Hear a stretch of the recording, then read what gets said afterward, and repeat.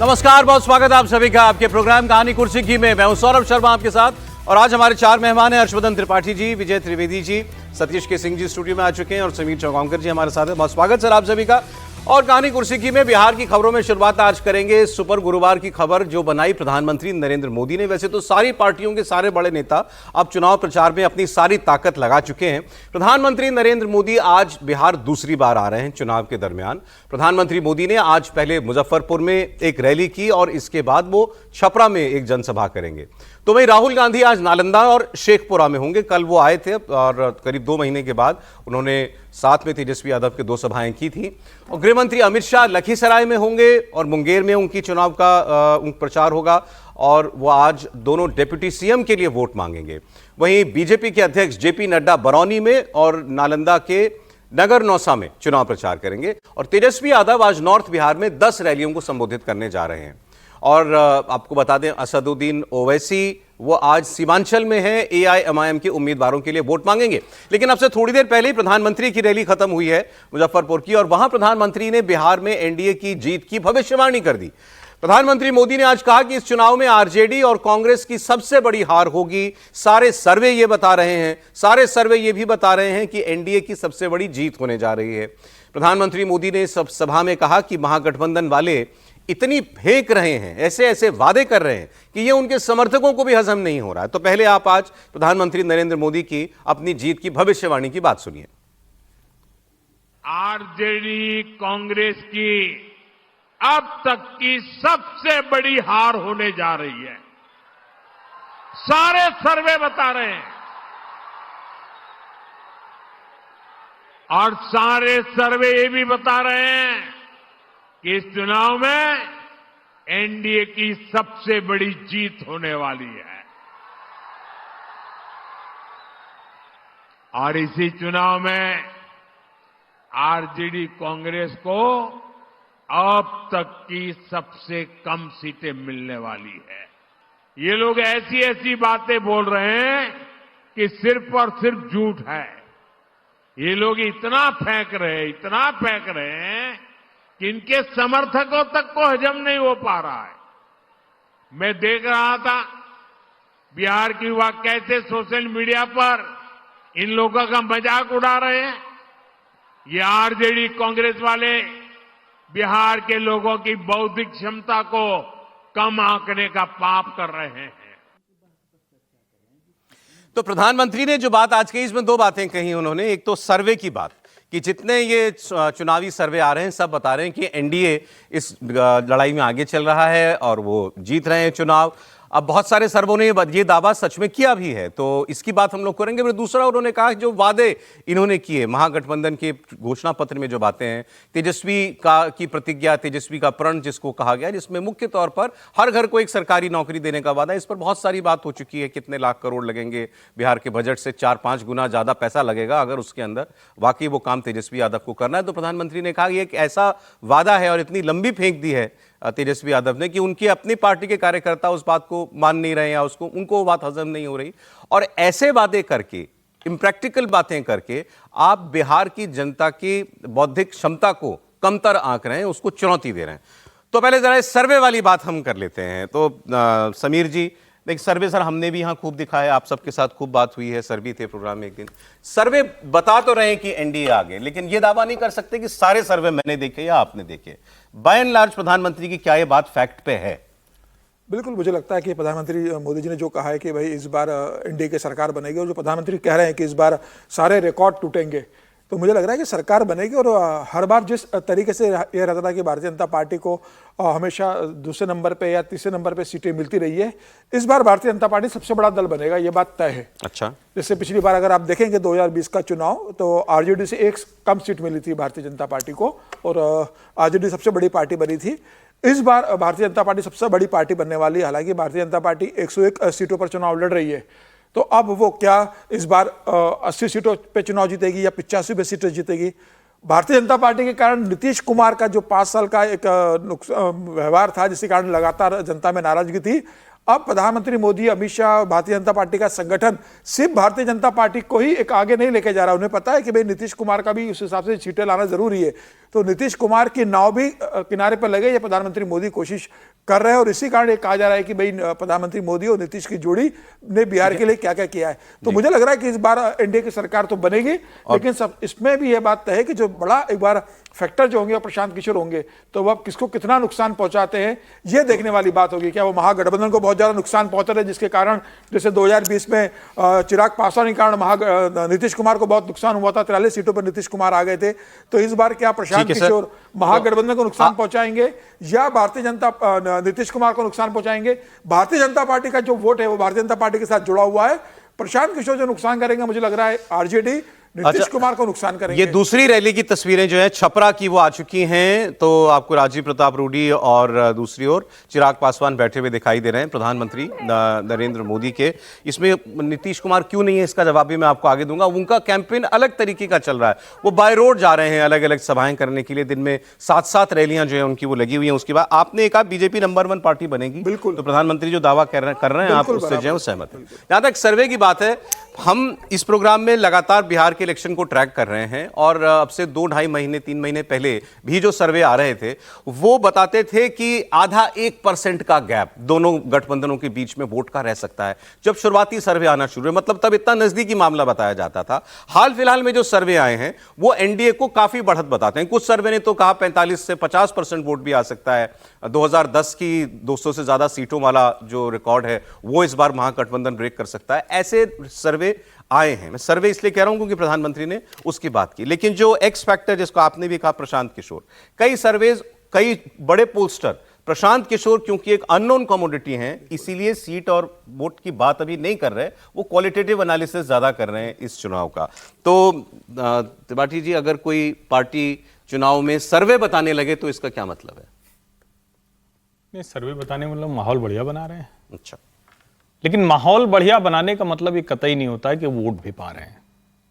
और हम लोग जब शुरुआती दिनों में जब इसके एक तरह से कहें कि run up to the elections था, बिहार इलेक्शन, तो ये बात कर रहे थे कि प्रशांत किशोर मेहनत कर रहे हैं, एक वर्ग है जो उनसे आकर्षित हो रहा है। लेकिन हम लोग एक आशंका जता रहे थे और वो आशंका पिछले 10 दिनों में पूरी तरह से वही, मतलब एक तरह से कहें वही हो गया। आशंका क्या थी कि जब इतना हाई डेसिबल इलेक्शन होगा, एक तरफ एनडीए की अगुवाई कर रहे हैं प्रधानमंत्री नरेंद्र मोदी और नीतीश कुमार, दूसरी तरफ तेजस्वी यादव और राहुल गांधी, पूरी तरह से जब एकदम एक दूसरे को कहें कि ये आ गया तो हमारा सब बुरा हो जाएगा, ये वाली बात जब घर कर जाती है तो तीसरी पार्टी के लिए बचता नहीं है। अब बिहार का मुसलमान प्रशांत किशोर कितना भी कहने भाई तुम डरो मत, तुम ये मत करो, तुम वो मत करो, वो देगा क्या उनको वोट? वो ओवैसी को तो सुनने को तैयार नहीं है, ओवैसी को तो उस तरह से वोट देने को तैयार नहीं, इनको वोट दे देगा।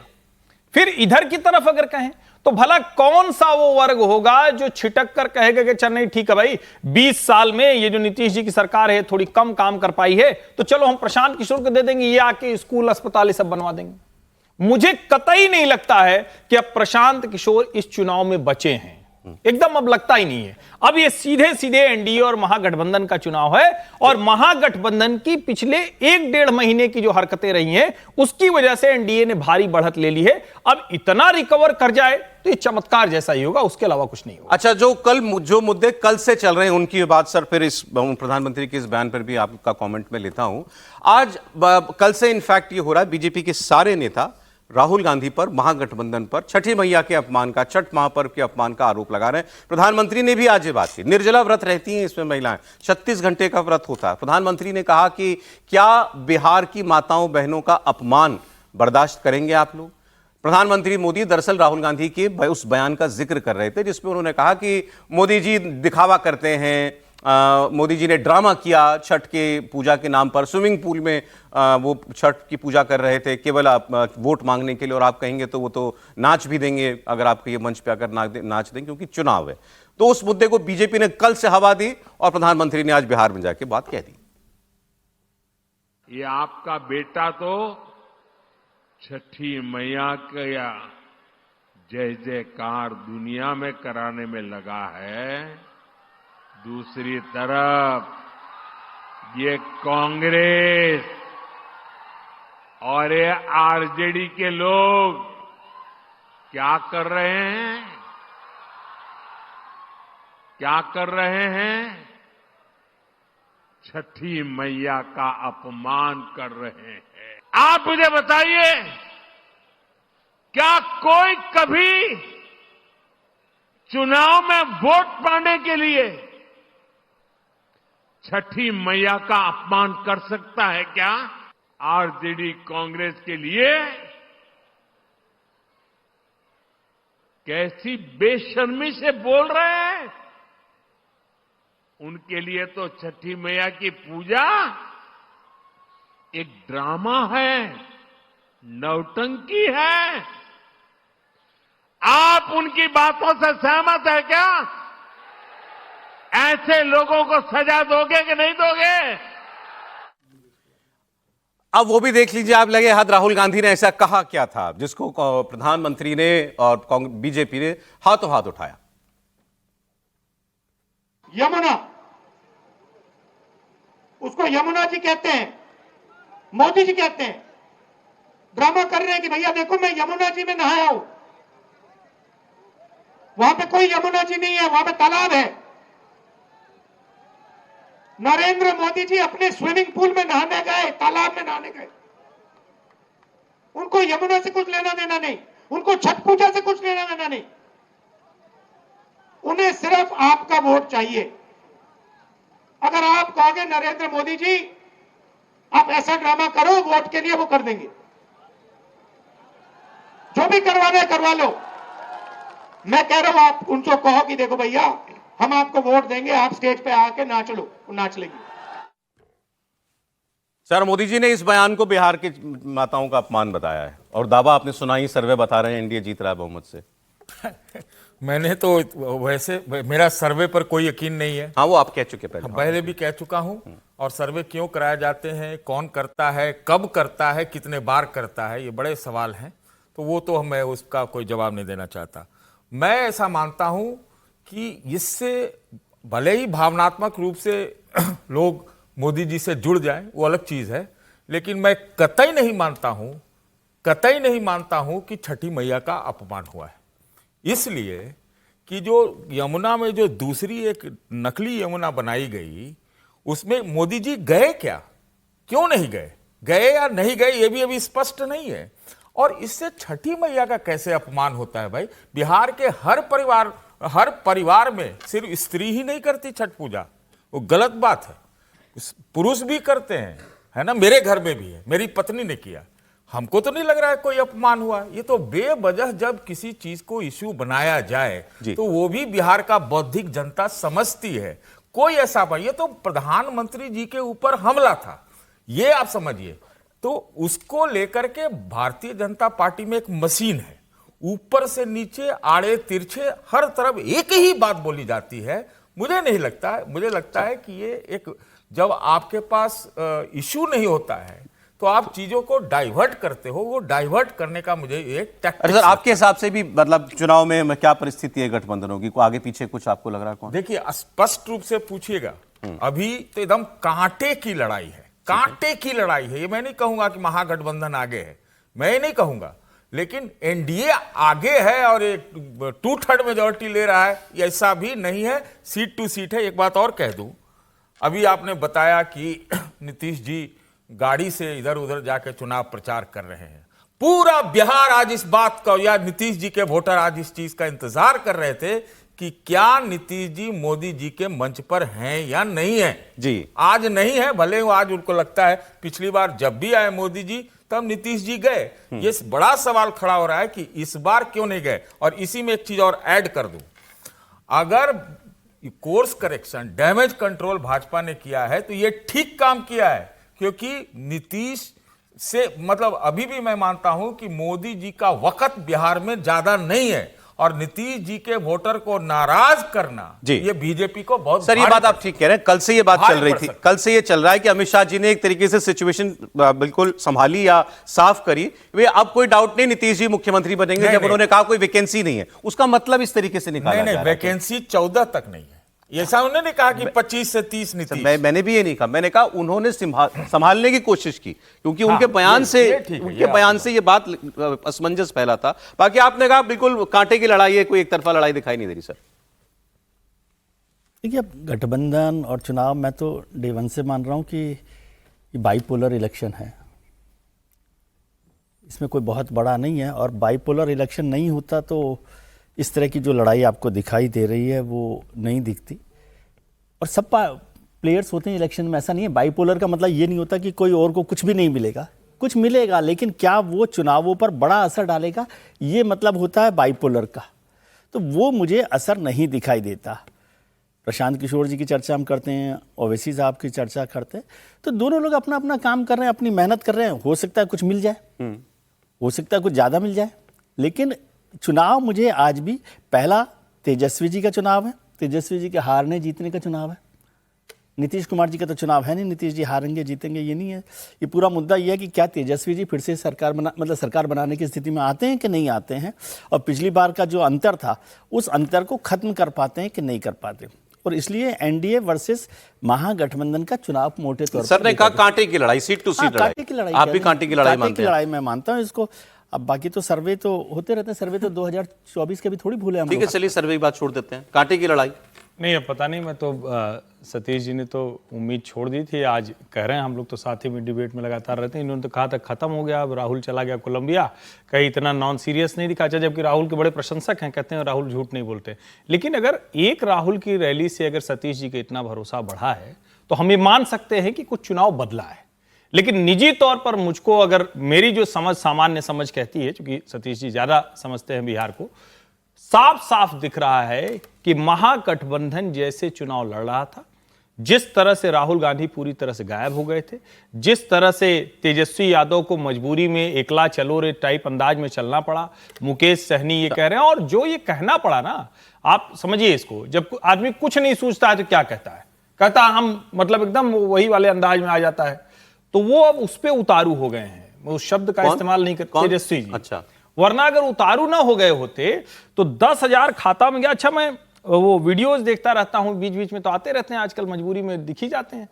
अब वो एक वीडियो दिखा, उसमें एक आदमी कह रहा है कि लाठी लाठी मारेंगे पत्नी को, उसके खाते में 10,000 चला गया है, और वो कह रही है कि हम नीतीश जी को वोट करेंगे, हम उसको लाठी लाठी मारेंगे, नहीं तो बंद कर देंगे। इतना दबाव बन गया है। तो जब एक व्यक्ति के ऊपर, राजद के समर्थक के ऊपर अपनी पत्नी को लाठी से पीटने का दबाव है, तो सोचिए तेजस्वी जी अगर हर परिवार को एक सरकारी नौकरी कर रहे हैं तो वो भी तो वही कर रहे हैं उसी अवस्था में। राहुल गांधी और तेजस्वी इस गठबंधन पर भी मोदी आज बोले, और इस पर राहुल गांधी भी कल बोले थे, तो मैं वो दोनों बातें भी आपको दिखाऊंगा। प्रधानमंत्री ने आज कहा कि राहुल गांधी और तेजस्वी यादव युवराज हैं, और एक देश के सबसे भ्रष्ट परिवार का युवराज है, दूसरा बिहार के सबसे करप्ट परिवार का युवराज है। दोनों हजारों करोड़ के घोटाले में जमानत पर हैं। प्रधानमंत्री ने फिर आगे महागठबंधन के अंदर के झगड़े पर बात की और कहा कि कांग्रेस और आरजेडी का रिश्ता तेल और पानी का रिश्ता है, ये मिल नहीं सकते कभी। आरजेडी कांग्रेस में हो रहा झगड़ा है, आरजेडी कांग्रेस का रिश्ता तेल और पानी की तरह दिख रहा है। एक ग्लास में होते हैं, शीशे का ग्लास है, दिखते तो एक ग्लास में, लेकिन पानी और तेल का मेल ही नहीं होता है। बिहार में हर तरफ से खबरें आ रही हैं कि कैसे आरजेडी कार्यकर्ता कांग्रेस के लोगों को नीचे घसीट रहे हैं, वही कांग्रेस के कार्यकर्ता भी आरजेडी के लोगों से पूरी दुश्मनी निकाल रहे हैं। जमानत पर चल रहे इन दोनों युवराजों ने कल ये दिखाने की बड़ी कोशिश की कि उनके बीच कोई मनमुटाव नहीं है, कोई झगड़ा नहीं है, लेकिन इन्हीं लोगों के लिए कहा गया है, ऊपर से तो दिल मिला, भीतर फाके तीन। साथियों, इन्हें जो चीज एक साथ ले आई है वो है सत्ता का लालच। अब ये बात तो ठीक है, और इसके कई घंटों की चर्चा हो चुकी कि राहुल गांधी 2 महीने बिहार क्यों नहीं गए, क्यों उन्होंने बिहार के चुनाव को ऐन वक्त तक के लिए छोड़ दिया। उम्मीद छोड़ दी थी, या उनका कोई झगड़ा तेजस्वी से था, या आरजेडी और कांग्रेस का झगड़ा था, सीटों को लेके हो, जो भी हो, खैर कल वो गए और कल उन्होंने अपने मन से कहा तेजस्वी यादव मुख्यमंत्री बनेंगे, ये हमारे मुख्यमंत्री हैं और हम हर समाज की सरकार बनाएंगे। सुनिए आप। यहां पे गठबंधन के चीफ मिनिस्टर तेजस्वी जी बनेंगे, मैं आपको बता रहा हूं। यहां पे गठबंधन के चीफ मिनिस्टर तेजस्वी जी बनेंगे, मैं आपको बता रहा हूं। सर मोदी जी कह रहे हैं झगड़ा अभी भी है और राहुल गांधी ने कल ये तो साफ साफ बोल ही दिया ना कि भाई हाँ हमारे जो है हम एक हैं। हाँ सर, अभी समीर जी की बात आ जाए। राहुल गांधी ने जो एक लाइन बोली कि तेजस्वी यादव हमारे मुख्यमंत्री होंगे, अगर यही बात राहुल गांधी 18 अगस्त को जब पत्रकार ने पूछी थी उस समय सिर्फ यही लाइन बोल रहे थे कि हाँ तेजस्वी सबसे बड़े नेता है, आरजेडी सबसे बड़ी पार्टी, हमारे गठबंधन की सरकार आएगी, तेजस्वी यादव मुख्यमंत्री बनेंगे। तो ये जो 2.5 महीने जो बर्बाद हुए उसके बाद कि मान मनोबल का दौर चला, रुकने मनाने का दौर चला, तेजस्वी लालू प्रसाद नाराज हुए, फिर अशोक गहलोत आए, फिर पत्रकार वार्ता आयोजित की गई, उसमें कहा गया मुकेश सहनी को साथ मनाया गया। इतना समय जो बर्बाद किया और इतना बिहार में जो असमझ की स्थिति बनी रही, वो 2.5 महीने बर्बाद नहीं होते। तो यह राहुल गांधी की राजनीति को बताता है कि किस समय क्या बोलना है, क्या फैसला लेना है। राहुल गांधी इसमें बहुत अपरिपक्व है।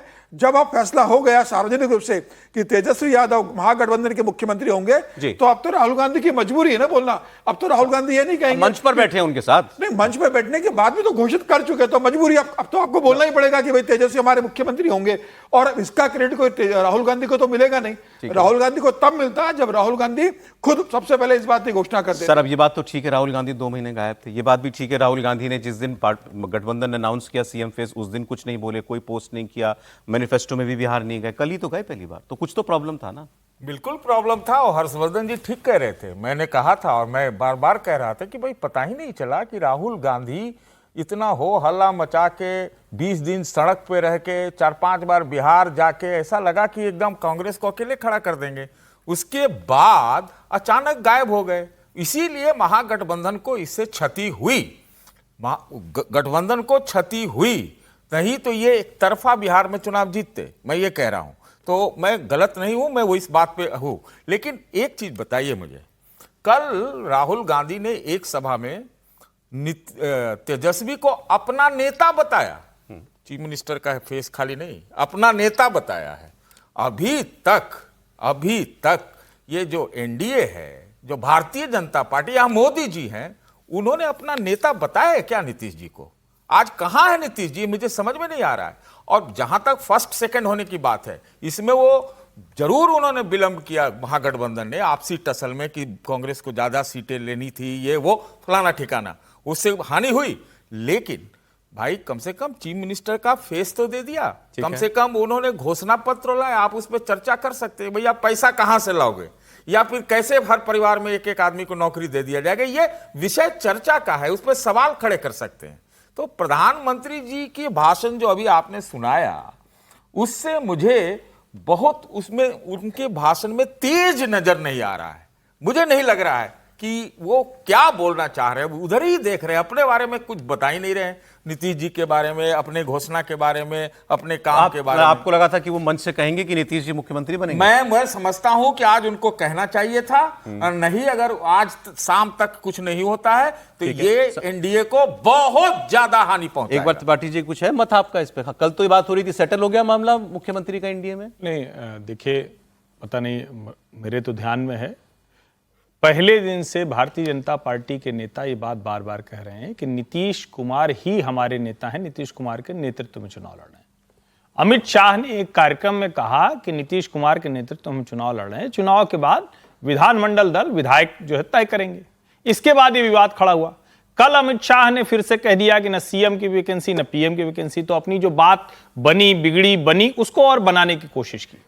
लेकिन यह कहना कि राहुल गांधी चुनाव जब लगभग खत्म हो रहा है तब आकर, क्योंकि अब तो 4 तारीख को पहले चरण का चुनाव का प्रचार खत्म हो जाएगा ना भाई, और कब से यह प्रचार चल रहा है एनडीए का, दोनों पार्टी एक साथ मोदी नीतीश का चेहरा लगा रहे हैं। हम लोगों ने इसमें भी डिबेट किया था कि जनता दल यूनाइटेड के कार्यालय में पहली बार मोदी की पिक्चर है, भारतीय जनता पार्टी के कार्यालय में पहली बार नीतीश की पिक्चर है। सभी दलों ने अपने प्रत्याशी एक दूसरे का अनाउंसमेंट किया। यहां क्या किया यह भी नहीं पता था नॉमिनेशन से वापस लेने तक कि कौन किस सीट पर लड़ा है। फिर भी अगर सब इतना मैनेज हो जा रहा है तब तो ऐसे ही चुनाव लड़ना चाहिए। एक तरफा चुनाव था वो, तो राहुल गांधी नहीं गायब होते तो एक तरफा ही था सब।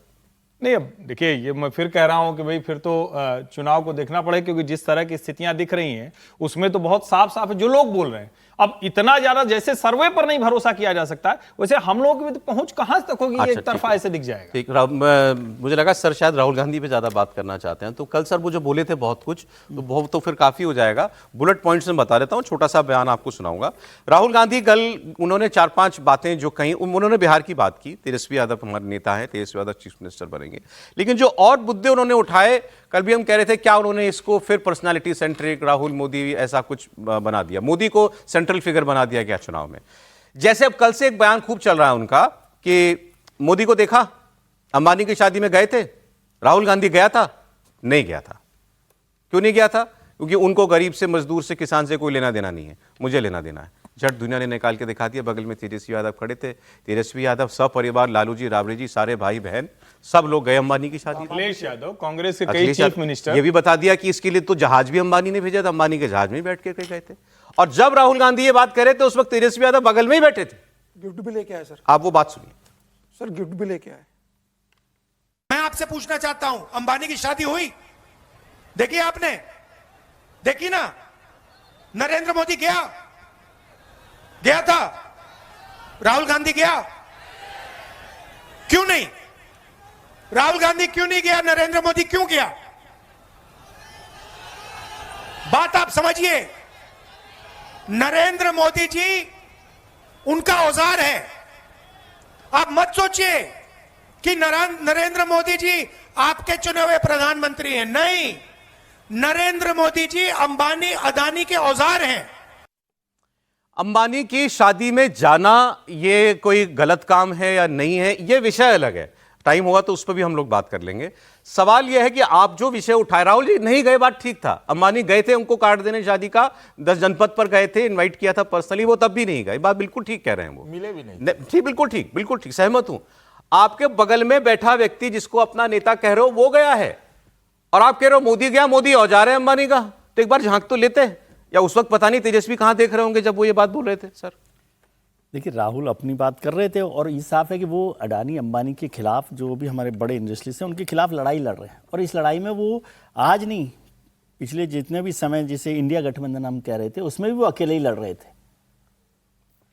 ठीक है, तो आप ये तो नहीं कह सकते कि आप गए थे और आप इस तरह की बात कर रहे हो, तो वो तो नहीं गया। और सबका तो अकाउंट वो नहीं रख सकते कि रखेंगे, उसका तो रख सकते हैं जिसके लिए आए हो।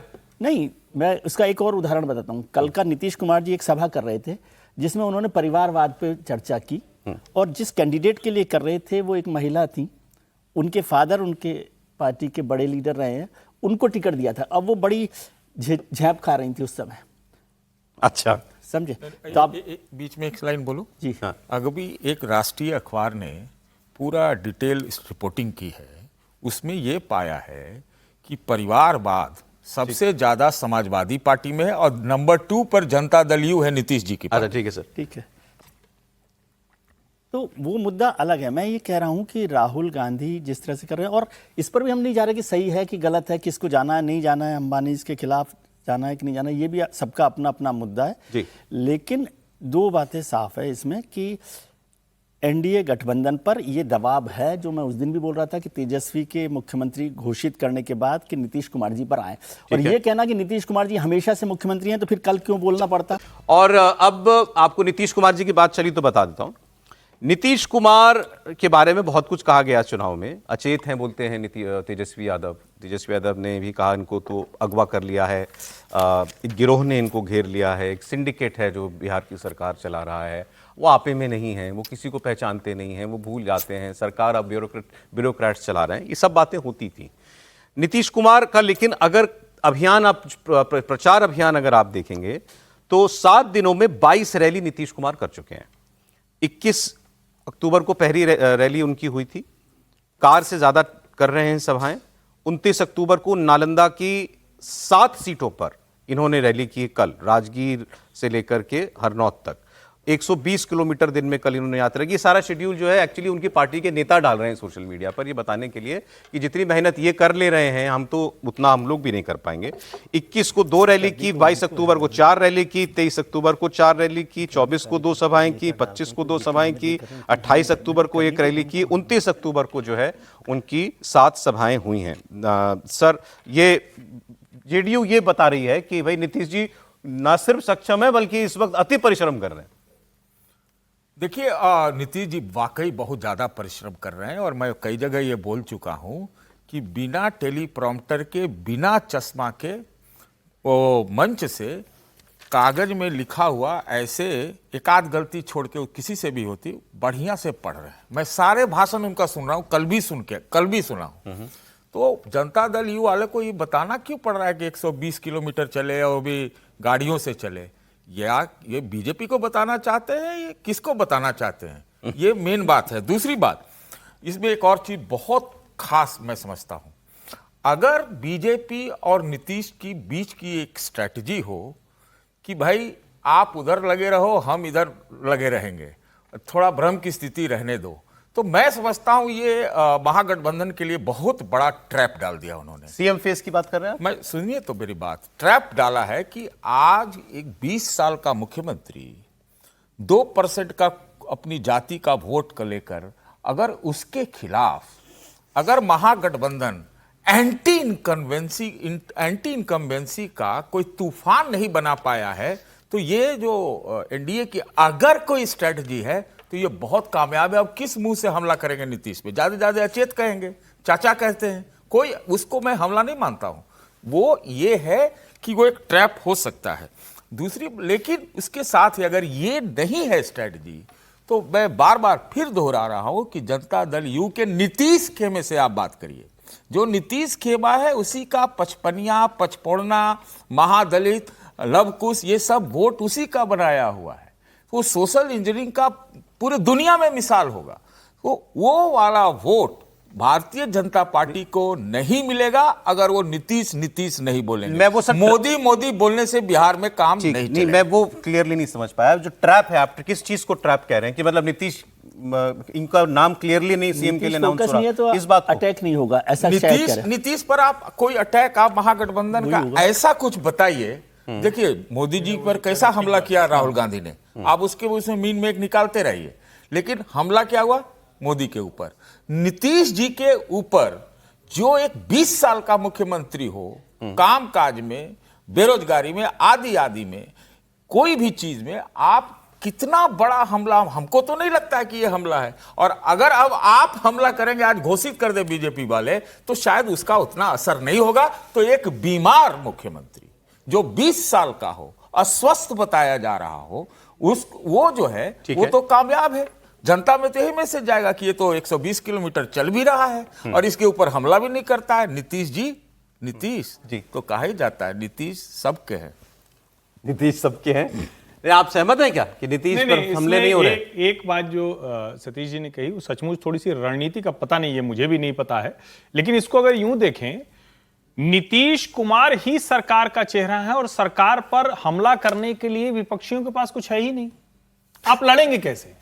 ये बात गंभीर है। नहीं सुनिए ना, अगर है कि नहीं है हम नहीं जानते, हम भी नहीं जानते, लेकिन आप कर क्यों नहीं रहे? मैं कह रहा हूं कि हम भी नहीं जानते, आप जैसे कह रहे हैं हम भी नहीं जानते, लेकिन ये सचमुच बहुत गंभीर मसला है कि अगर तेजस्वी जो 2020 के चुनाव में जमकर हमलावर थे, आज उनकी सारी इसी में पूरी ताकत जा रही कि क्यों आप चेहरा नहीं घोषित कर रहे हैं, तो इसका मतलब ये हुआ कि वो दोनों दो जो अलग अलग वर्ग है उनको एड्रेस कर रहे हैं। एक वर्ग है जो नीतीश कुमार को मानता है, वो कहेगा भाई नीतीश कुमार तो है ही। दूसरा वर्ग है जो कहता है कि भाई नीतीश कुमार हैं बहुत अच्छे, लेकिन एक समय होता है, 20 साल हो गया, अब जरा उनको दूसरा आना चाहिए। लेकिन दूसरी तरफ वाला क्या है, वो तो ना सरकार के काम पर हमला कर पा रहा है, ना कुछ हवाई वादों के आधार पर कर रहा है, और वो ये कह रहा है भाई तुम नीतीश जी को चेहरा घोषित कर दो। ऐसा विपक्ष आज तक कभी देखा क्या? अच्छा मान ले, अगर आज एनडीए कर दे अनाउंस कि नीतीश जी मुख्यमंत्री बनेंगे जीतने के बाद, क्या नीतीश पे हमले बढ़ जाएंगे? उसका फॉल आउट क्या है? नहीं, देखिए मैं तो निजी तौर पर यह मानता हूं कि इस तरह का कोई अनाउंसमेंट अब करने का कोई मतलब नहीं है। कोई मतलब नहीं। नीतीश जी के नेतृत्व में चुनाव हो रहा है, सीएम की वैकेंसी खाली नहीं हुई है, दैट्स इट। रणनीतिक तौर पर वो बोल चुके हैं। नहीं, अगर वो सीएम फेस डिक्लेयर होते या हो जाएं आज भी, तो क्या होगा? इससे क्या बदल जाएगा चुनाव में? बहुत कुछ बदल सकता है, जैसे जेडीयू में खास तौर से।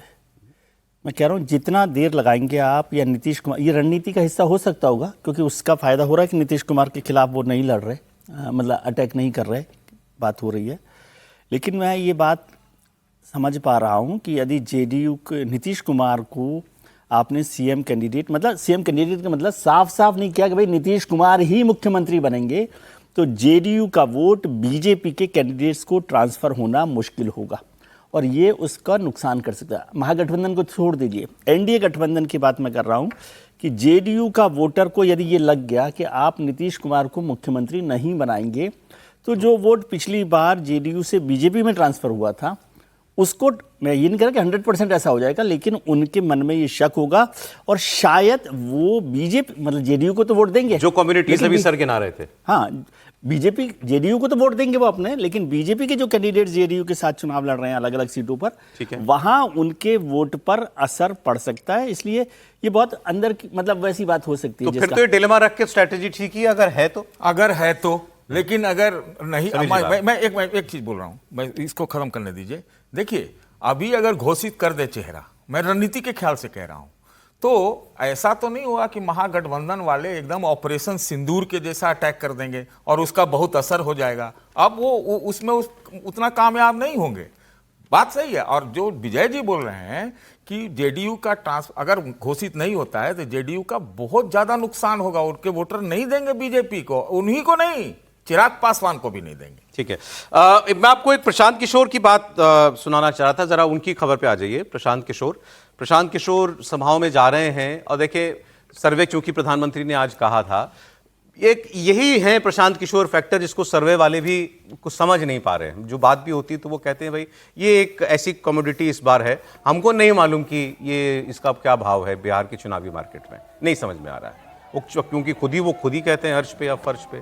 लेकिन एक बात सही है, भीड़ आ रही है इनकी सभाओं में, कोई माने ना माने। तस्वीर कल भी मैंने आपको दिखाई थी, आज की तस्वीर बता रहे हैं हम, एक सभा की जगह भी बता दूंगा आपको अभी। देखिए क्या भीड़ दिखाई दे रही है। अररिया हो या मधेपुरा हो, प्रशांत किशोर जहां जा रहे हैं लोग सुनने के लिए आ रहे हैं। ये मधेपुरा की तस्वीर है। मधेपुरा किसका सर? रोम पोप का और मधेपुरा गोप। ये वो गोप शरद यादव और लालू यादव की पप्पू यादव लड़ाई वाली जमीन, वहाँ पप्पू यादव वाला, वहां देख लीजिए मंडल का भीड़ आप जरा प्रशांत किशोर के लिए। फिर भी कोई सर्वे कहता है 5%, 2% कहने वाला भी मिल जाता है, कोई 11% कहने वाला भी मिल जाता है वोट शेयर, कोई 25 सीट कहने वाला भी मिल जाता है, कोई 0 सीट कहने वाला भी मिल जाता है। तो इनके बारे में किसी की अभी कोई एक राय नहीं बन पाई है। इनकी राय लेकिन तेजस्वी यादव को लेकर और नीतीश कुमार को लेकर पक्की है। नीतीश जी के लिए आज भी दावे से कहते हैं 25 सीट नहीं आएगी, और तेजस्वी यादव के लिए कहते हैं कि नौकरी छोड़ो, ये कट्टा बंदूक ही चलाएंगे और कुछ नहीं करेंगे। और फिर उन्होंने कल एक और नया डायलॉग दिया कि जो तेजस्वी ने कहा 20 महीने में हम सरकारी नौकरी दे देंगे हर किसी को, तो उन्होंने कहा कि 20 महीने बाद नौकरी ना दे पाने पर तेजस्वी ने यह कहा था, इनको मतलब प्रशांत किशोर ने कहा कि उनको साथ में ये भी कह देना चाहिए कि मैं इस्तीफे की चिट्ठी जमा कराता हूं अगर मैं नहीं दे पा रहा। राजद जो है वो एक्सपायर दवा है, उसको 15 साल आप खा लिए, देख लिए, उससे आपका इलाज नहीं हुआ। 15 साल राजद की सरकार में बिहार में जंगल राज रहा, अपहरण, रंगदारी, बिजली, पानी, सड़क सब बर्बाद। तो अगर आप फिर से उन पर भरोसा करके फिर से राजद को वोट दीजिएगा तो अपहरण, रंगदारी के लिए तैयार रहिए। शेर बूढ़ा भी हो जाएगा तो मांस नहीं खाएगा, दूध नहीं पिएगा। तेजस्वी यादव ने अपने घोषणा पत्र में जो बात कहा है कि बिहार में हर परिवार से एक आदमी को नौकरी दे देंगे, तो साथ में भी लिख के दे देंगे, बोले 20 महीना में दे देंगे, तो ये भी लिख के दे दें कि 20 महीना में अगर नहीं दे पाए तो बिना मांगे इस्तीफा दे देंगे। बिना मांगे इस्तीफा दे दो भाई। तो प्रशांत किशोर कह रहे हैं एक्सपायर दवा है तेजस्वी यादव और आरजेडी। फिर ये भी उन्होंने कहा शेर बूढ़ा भी हो जाएगा तो दूध नहीं पिएगा, वो खाएगा ही। तो कल भी वो उन्होंने कहा था शेर जब बहुत बूढ़ा हो जाता है तो फिर जब शिकार नहीं कर पाता तो सोने का कंगन लेके बैठता है, और फिर लोगों को ललचाता है कंगन ले लो, फिर कोई आ जाएगा झांसे में तो पंजा मार के मार देगा। तो ये काम आरजेडी वाले कर रहे हैं इस बार नौकरी का झांसा दे करके।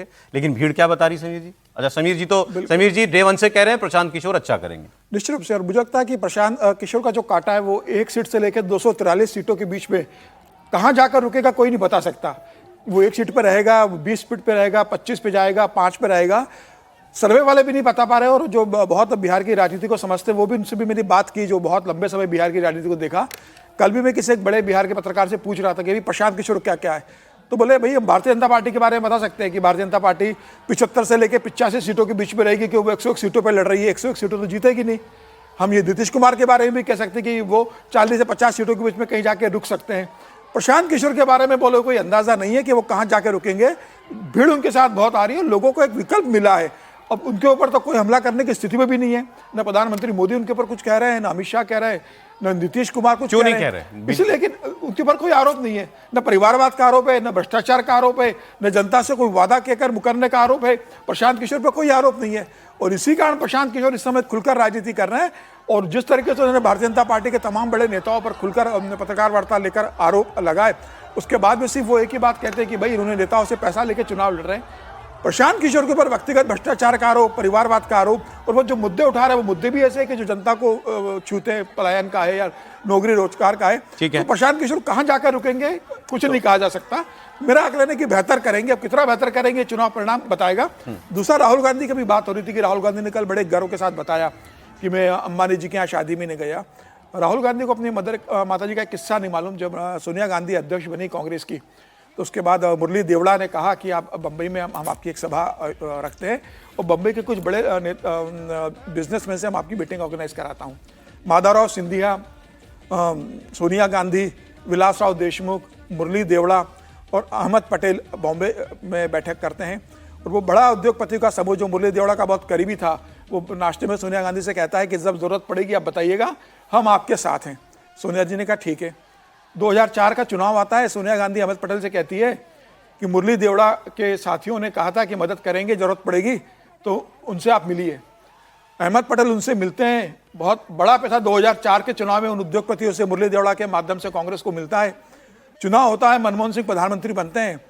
उसके बाद उद्योगपतियों का एक बड़ा समूह अहमद पटेल के पास आता है और कहता है कि भाई हमने जो आपको मदद की थी वो परोपकार पे नहीं की थी, हमने इनको आप पेट्रोलियम मंत्री बनाइए। उस समय मणिशंकर अय्यर थे, मुरली नहीं थे उस समय, तो मुरली देवड़ा को फिर पेट्रोलियम मंत्री बनाया गया। अहमद पटेल से बात हुई, अहमद पटेल ने सोनिया गांधी से बात की, फिर मुरली देवड़ा को पेट्रोलियम मंत्री बनाया गया। तो सोनिया गांधी ने किस तरीके से राजनीति की और किस तरीके से मुरली देवड़ा का उद्योगपतियों के कहने पर पेट्रोलियम मंत्री बनाया था। उसके बाद तो 2000 में माधवराव जी की डेथ हो गई, उसके विलासराव देशमुख बाद में महाराष्ट्र के मुख्यमंत्री बने। तो मुरली देवड़ा को किस तरीके से इस्तेमाल किया गया था, अब सर वो बात है ना, वो 20 साल पुरानी बात होगी। नहीं, लेकिन किया ना उस समय। राहुल गांधी ने अपनी पॉलिटिक्स को एंटी कैपिटलिस्ट और एंटी अंबानी अडानी वो प्रतीक हैं, उस सब के आधार पर अब डेवलप कर लिया। अब वो जो बात कहते हुए कहते हैं नहीं, देखिए अब अगर तथ्य के तौर पर जोड़ना है तो सिर्फ ये कि अब तो मुरली देवड़ा के बेटे मिलिंद वो भी भारतीय जनता पार्टी में, मतलब शिवसेना के सांसद बन गए। लेकिन 2019 का लोकसभा चुनाव था, साउथ मुंबई से मिलिंद देवड़ा चुनाव लड़ रहे थे, और आज तक के इतिहास में मुकेश अंबानी ने किसी के लिए प्रचार नहीं किया। उसके लिए क्या था? मुकेश अंबानी ने कांग्रेस प्रत्याशी, तब कांग्रेस प्रत्याशी थे, कांग्रेस प्रत्याशी मिलिंद देवड़ा के लिए बाकायदा एक वीडियो बाइट बनाई थी और कहा कि आप इनको चुनाव जीत। कौन से इलेक्शन में? 2019 लोकसभा, 19 ज्यादा पुराना जब उधर नहीं थे, है। जब उधर। और 2019 लोकसभा चुनाव और एक संदर्भ लीजिए, राहुल गांधी तब राष्ट्रीय अध्यक्ष थे कांग्रेस पार्टी। उसके बाद सर्टिफिकेट दिया मिलिंद देवड़ा ने कि मेरा रिश्ता खत्म हो गया मुकेश अंबानी से जब एनडीए ज्वाइन किया। ये रिश्ता खत्म हो गया। अच्छा ठीक है। हाँ सर, देखिए हम लोग जितना भी हंसी मजाक करें, भाजपा वाले राहुल गांधी को पप्पू बनाए, 10 साल खपा दिया, इसमें कुछ भी करें वो जायज़ है, पॉलिटिक्स में ये सब चलता है। लेकिन मैं एक नागरिक के रूप में, मेरा हो सकता है सारी चीज़ों पे उनसे मतैक्य नहीं हो, लेकिन सामाजिक न्याय, चाहे वो संविधान की रक्षा, वोट चोरी आदि आदि का जो एक सोशलिस्ट समाजवादी एजेंडा खड़ा किया है, इसको तो आप नकार नहीं सकते। जो आदमी 5-6 हजार किलोमीटर पूरे देश में चल ही गया हो, आप कह सकते हैं कि दिमागी रूप से दुरुस्त नहीं है, ये कह सकते हैं। और यही तरीका है आपका। सर वैसे किसी ने कहा नहीं था ये। किसी लोग ये नहीं कह रहे हैं, हमें से किसी ने नहीं कहा कि दिमागी रूप से आप बीजेपी का दुरुस्त बस नहीं चले है। तो कुछ भी कर देगा, वो कोई बात नहीं है, लेकिन ये सही नहीं है। अगर आप घोषणा पत्र पे, मैनिफेस्टो पे, नैरेटिव पर, विचार पे, विमर्श पे आप अगर राजनीति करना चाहते हो तब तो भारत का भविष्य उज्जवल है। और खाली ये सब टुटपुंजिया चीजों पर, प्रोपेगेंडा पर राजनीति है तो इससे देश का भला नहीं होगा। अभी आजकल एक नया फैशन चला है। एक सवाल है फिर, जब आप कहते हैं सामाजिक न्याय की लड़ाई, पिछले कुछ वर्षों में मैं ना अंबानी का पक्षधर हूं ना अडानी का पक्षधर हूं, लेकिन उनका दुश्मन भी कैसे हो सकता हूं मैं? इस देश में आप जब ये कहते हैं कि सस्ते डेटा का लाभ अंबानी को मिल रहा है, जनता को नहीं मिल रहा है, अडानी को 1 रुपया में जमीन दे दी जा रही है, और फिर क्यों देश भर के हर हिस्से में, और क्या जो अडानी को पहली जमीन मिली थी अडानी पोर्ट की गुजरात में, वो कांग्रेस के शासनकाल में नहीं मिली थी? क्या पिनराई विजयन से लेके ममता बनर्जी से लेके भूपेश बघेल से लेके अशोक गहलोत से लेके कोई ऐसा है? और मैं तो समझ नहीं पाता भाई, जो सबको रोजगार देते हैं उन्हीं से तो देश की इकोनॉमी बढ़ती है ना, उससे लोग का जीवन बढ़ता है। कौन सी तो आप पार्टी कैसे उनको दुश्मन बना के चल रहे हैं? सर भी क्या इससे इनकार करेंगे? क्या आज कांग्रेस पार्टी उद्योगपतियों से चंदा नहीं लेती? बिल्कुल लेती है। तो फिर मतलब ये देखिए, hypocrisy मुद्दा है। देखिए, सर, एक से- आप मैं सवाल- सर, देखिए, सर, आप मुझे एक विजय राहुल जी की बात गांधी का करें। वकील मत बनाइए। पहला सर चीज। मैंने कब बोला ये? मैं एक बात बोलूं। लेकिन आपकी बात पर कोई काउंटर तो हो सकता है ना? हो सकता है, मैं ही कर देता हूं। आप मैं कर डिफेंसिव देता ना हूं। हो। एक बात करना, उसके बाद काउंटर करा लीजिए। हाँ। मैं ये कह रहा हूं, उनकी बयानों को अगर आप देखें तो जी। क्या कहते हैं कि हम इंडस्ट्रियलिस्टों के खिलाफ हैं, वो कहते हैं कि हम मोनोपोली के खिलाफ हैं। चलिए अच्छा ठीक है। अब जो बात कल उन्होंने कह दी अंबानी वाली, अब हुई है बात तो करते हैं। उन्होंने कहा कि सस्ता डेटा दिया, मोदी जी आके कहते हैं बिहार के नौजवानों को। हां सस्ता डेटा दिया, लेकिन फायदा बिहार के लड़के को तो नहीं हुआ, बिहार का वो तो फायदा हुआ अंबानी को, जियो को फायदा हुआ। तो कोई सरकार किसी कंपनी को स्पेक्ट्रम देती है, उद्देश्य उसका क्या होता है कि इसका लाभ आम आदमी को मिलेगा। आज दुनिया में सबसे सस्ता डेटा क्या भारत में नहीं है? तो मतलब इसमें गलती क्या वो बता रहे थे, मैं नहीं समझ पा रहा हूं। बिहार के मजदूर सस्ते डाटा से 1-1 घंटा वीडियो कॉल पे बात करते हैं सूरत से अपने घर के लोगों की। अब इतना सस्ता डाटा हो गया, कोई दिक्कत फिर उन्होंने नहीं, कहा घंटा कि वो वीडियो तुम कॉल पे अच्छा बात नहीं करते हैं। सुने, फिर उन्होंने ये भी कहा ये सस्ता डेटा तुमको इसीलिए दिया है ताकि तुम रील देखते रहो, क्योंकि नौकरी है नहीं उनके पास देने के लिए तुम्हें। देखिए, वो राजनीतिक विमर्श के लिए या राजनीतिक भाषण के लिए ठीक है। उद्योगपतियों को एक तो विलन बनाना, ये भी कोई बहुत अच्छी बात नहीं है। असली बात यह है, क्योंकि देखिए अभी जब हम सरकारी नौकरी की बात करते हैं तो फिर गिनाने लगते हैं सरकारी नौकरी है ही कितनी। ये बात हम रोजाना करते हैं ना। तो फिर जब सरकारी नौकरी नहीं है तो रोजगार प्राइवेट इंडस्ट्रीज से आएगा। प्राइवेट इंडस्ट्रीज को जब हम बार बार चाइना के साथ कंपेयर करते हैं तो चाइना में इंडस्ट्रियल पॉलिसी किस तरह से इंडस्ट्रीज को और बड़े बिग हाउसेज को कैसे करती है, खड़ा करती है, उसी से तो वो खड़ा हुआ होगा ना। ये बात चाइना। भी राहुल गांधी से ज्यादा कोई है ना? नहीं करता और चाइना से कंपैरिजन। जी मैं वैसे बता रहा हूं। और देश में भी सारे इंडस्ट्रीज, सारे पॉलिटिशियन एक दूसरे के साथ काम करते हैं, और इसमें कोई बुराई नहीं है, क्योंकि वो लोग भी जो काम कर रहे हैं वो देश के उसी में हिस्से में आ रहा है ना। और आप समझेंगे कि इंडस्ट्रीज फायदा नहीं उठाएगा इसका, ऐसा तो कोई होता नहीं। आप छोटी सी चाय यहाँ पर दुकान लगा लेंगे बाहर, तब भी कोई ना कोई तो कमाने के लिए कर रहा है। लेकिन उसका फायदा क्या देश को हो रहा है कि नहीं हो रहा, ये बात है। अब वो मुरली देवड़ा, सोनिया जी, तमाम तरीके की बातें, मतलब वो तो कोई राजनेता मुझे बता दीजिए कि जो हिंदुस्तान के उद्योगपतियों के साथ नहीं हो या राजनीतिक पार्टी नहीं हो। बहुत सारे पिक्चर्स हवाई जहाजों में हमने देखे साथ में, तो उनको छोड़ दीजिए। ये मुद्दा वो नहीं है। मुद्दा ये है कि क्या इंडस्ट्रीज देश के निर्माण में साथ हैं कि नहीं है, और उसका क्या जाया फायदा वो उठा रहे हैं, ये मुद्दा हो सकता है। लेकिन राहुल गांधी को 20 साल पुरानी कांग्रेस के साथ जोड़ के नहीं देख सकते। वो एक लेफ्ट कांग्रेस की तरह से चल रहे हैं और कैपिटलिस्ट के खिलाफ वो चल रहे हैं। भले ही उनको फायदा हो रहा है नहीं हो रहा, कांग्रेस में भी उनके खिलाफ खड़े हैं लोग बहुत सारे, क्योंकि जो चीफ मिनिस्टर्स हैं उनका काम तो नहीं चलता, सरकारों का काम नहीं चलता। और जब राहुल गांधी जी की मान लीजिए सरकार आ गई तो क्या तब भी उनका यही एटीट्यूड रहेगा, ये भी देखने की बात है। तो विपक्ष में रहकर आप उद्योगपतियों के खिलाफ हमला बोल सकते हो, सरकार में रहकर उद्योगपतियों को देश के साथ चलाने में मदद करनी होती है, और सरकारें कैसे उसका यूज कर रही है वो महत्वपूर्ण। सर एक कमेंट आपका प्रशांत किशोर पर रह गया, कोई बात एक इसमें एक लाइन जोड़ दूं जिससे लोगों को ध्यान में आ जाए। सरकार राहुल गांधी की थी, अशोक गहलोत और भूपेश बघेल दोनों मुख्यमंत्री थे, दिल्ली में प्रेस वार्ता थी, राहुल गांधी अडानी पर ही हमला बोल रहे थे, और उनके एक तरफ बैठे थे भूपेश बघेल, दूसरी तरफ अशोक गहलोत। उस कार्यक्रम क्या हुआ, अशोक गहलोत ने मुख्यमंत्री रहते हुए राजस्थान का समिट कराया, निवेश चाहिए था, और उसके दीप प्रज्वलन किसने किया, श्रीमान गौतम अडानी जी ने। तो सवाल यह है कि आपका कौन सा ये फिर एक बिल्कुल हम लोग अलग बहस में चले गए, कोई नहीं, कोई भी ठीक है। सर प्रशांत किशोर, देखिए प्रशांत किशोर जो हैं मेरे ख्याल में, मैं अगर कह दूं कि उसके, चूंकि फील्ड पे नहीं हूं तो नहीं उतना कह सकता, लेकिन मेरे अंदाज से 4-5 सीटें और 4-5% वोट यही होगा। 4-5 सीटें, 4-5% वोट, इससे ज्यादा नहीं। अमेरिका के राष्ट्रपति डोनाल्ड ट्रंप ने 6 साल के बाद चीन के राष्ट्रपति शी जिनपिंग से मुलाकात की। ट्रंप के सेकेंड टर्म में यह पहली मुलाकात है और चीन से टैरिफ के मुद्दे पर तनातनी के बीच मुलाकात हुई, तो इसलिए इंपॉर्टेंट भी बहुत है। और इस मुलाकात की गंभीरता का आप अंदाजा इस बात से लगाएं कि ट्रंप ने अपने संबोधन की शुरुआत G2 कहते हुए की। G2 मतलब हम और आप, बस दो, जैसे G7 होता है, G20 होता है, ऐसे उन्होंने कहा ये G2 होना चाहिए। मैं मतलब अमेरिका और चीन, मतलब अमेरिका और चीन की दो महान देशों की कैटेगरी एक बना दी उन्होंने अलग से। व्हाइट हाउस की तरफ से भी सोशल मीडिया की मुलाकात को लेकर पोस्ट किया गया और उसमें भी इस पूरी मीटिंग को G2 का टैग दिया गया।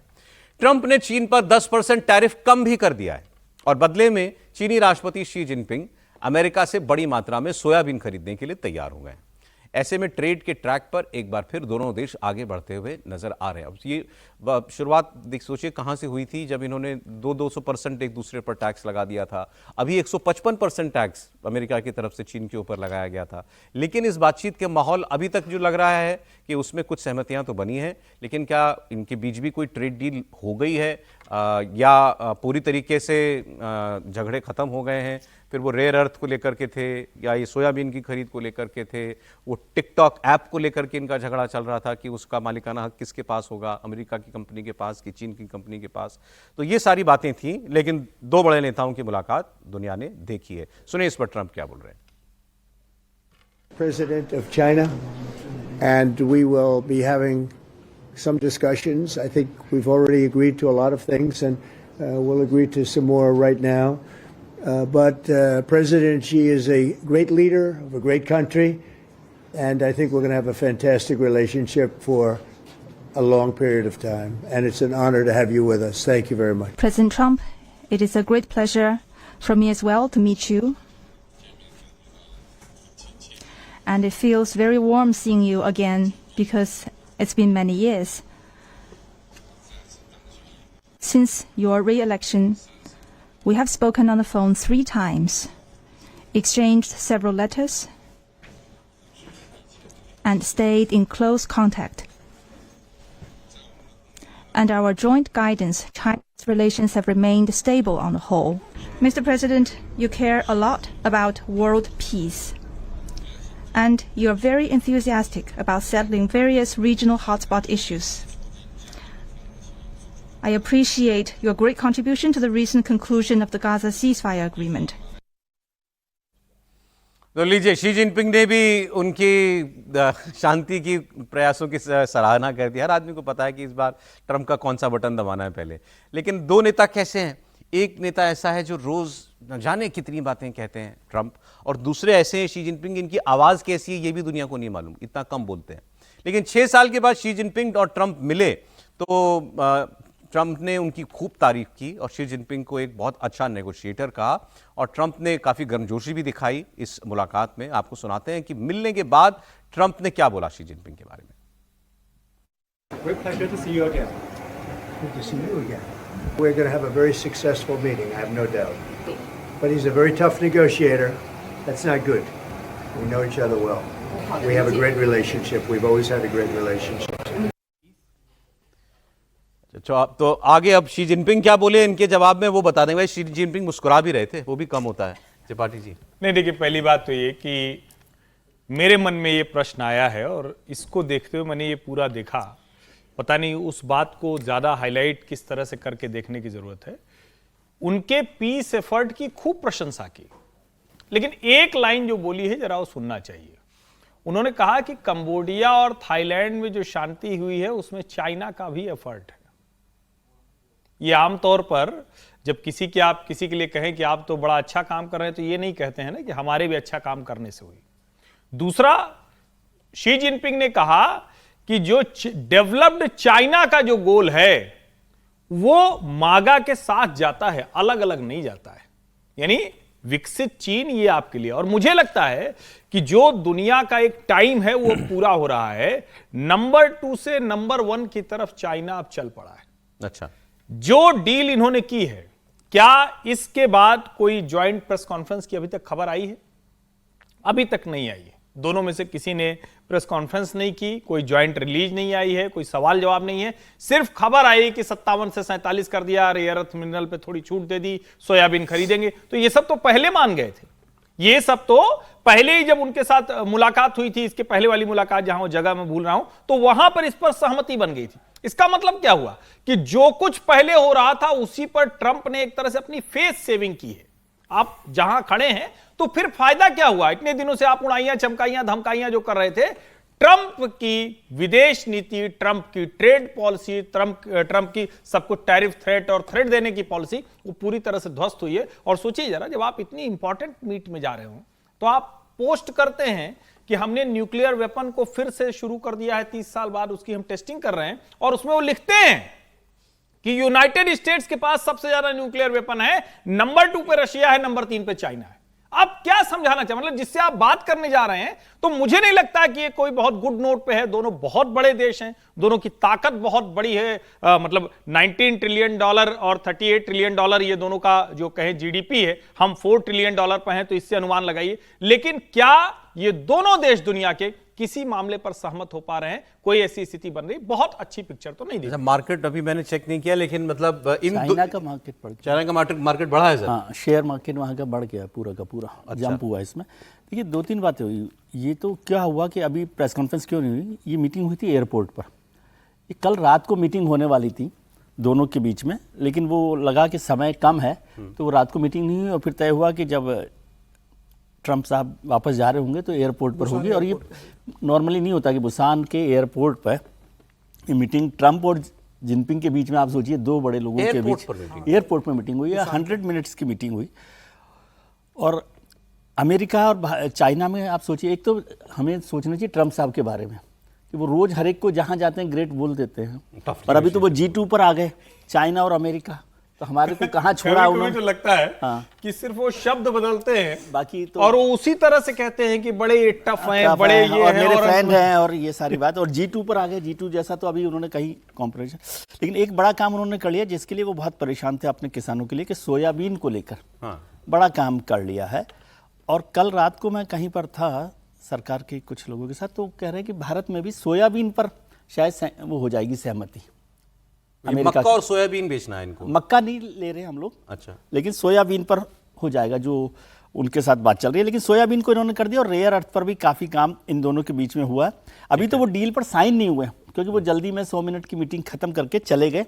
अब जब अमेरिका पहुंचेंगे तो उसके बाद वो मीटिंग में होगा। लेकिन ये महत्वपूर्ण है कि चाइना और अमेरिका, हम लोग सोचते थे अभी तो एससीओ की बैठक से हम लोग चाइना और अमेरिका के तब तो लग रहा था दुश्मन हैं, और हम चीन के साथ बैठकर खुश हो रहे थे, और वो दोनों G2 करके।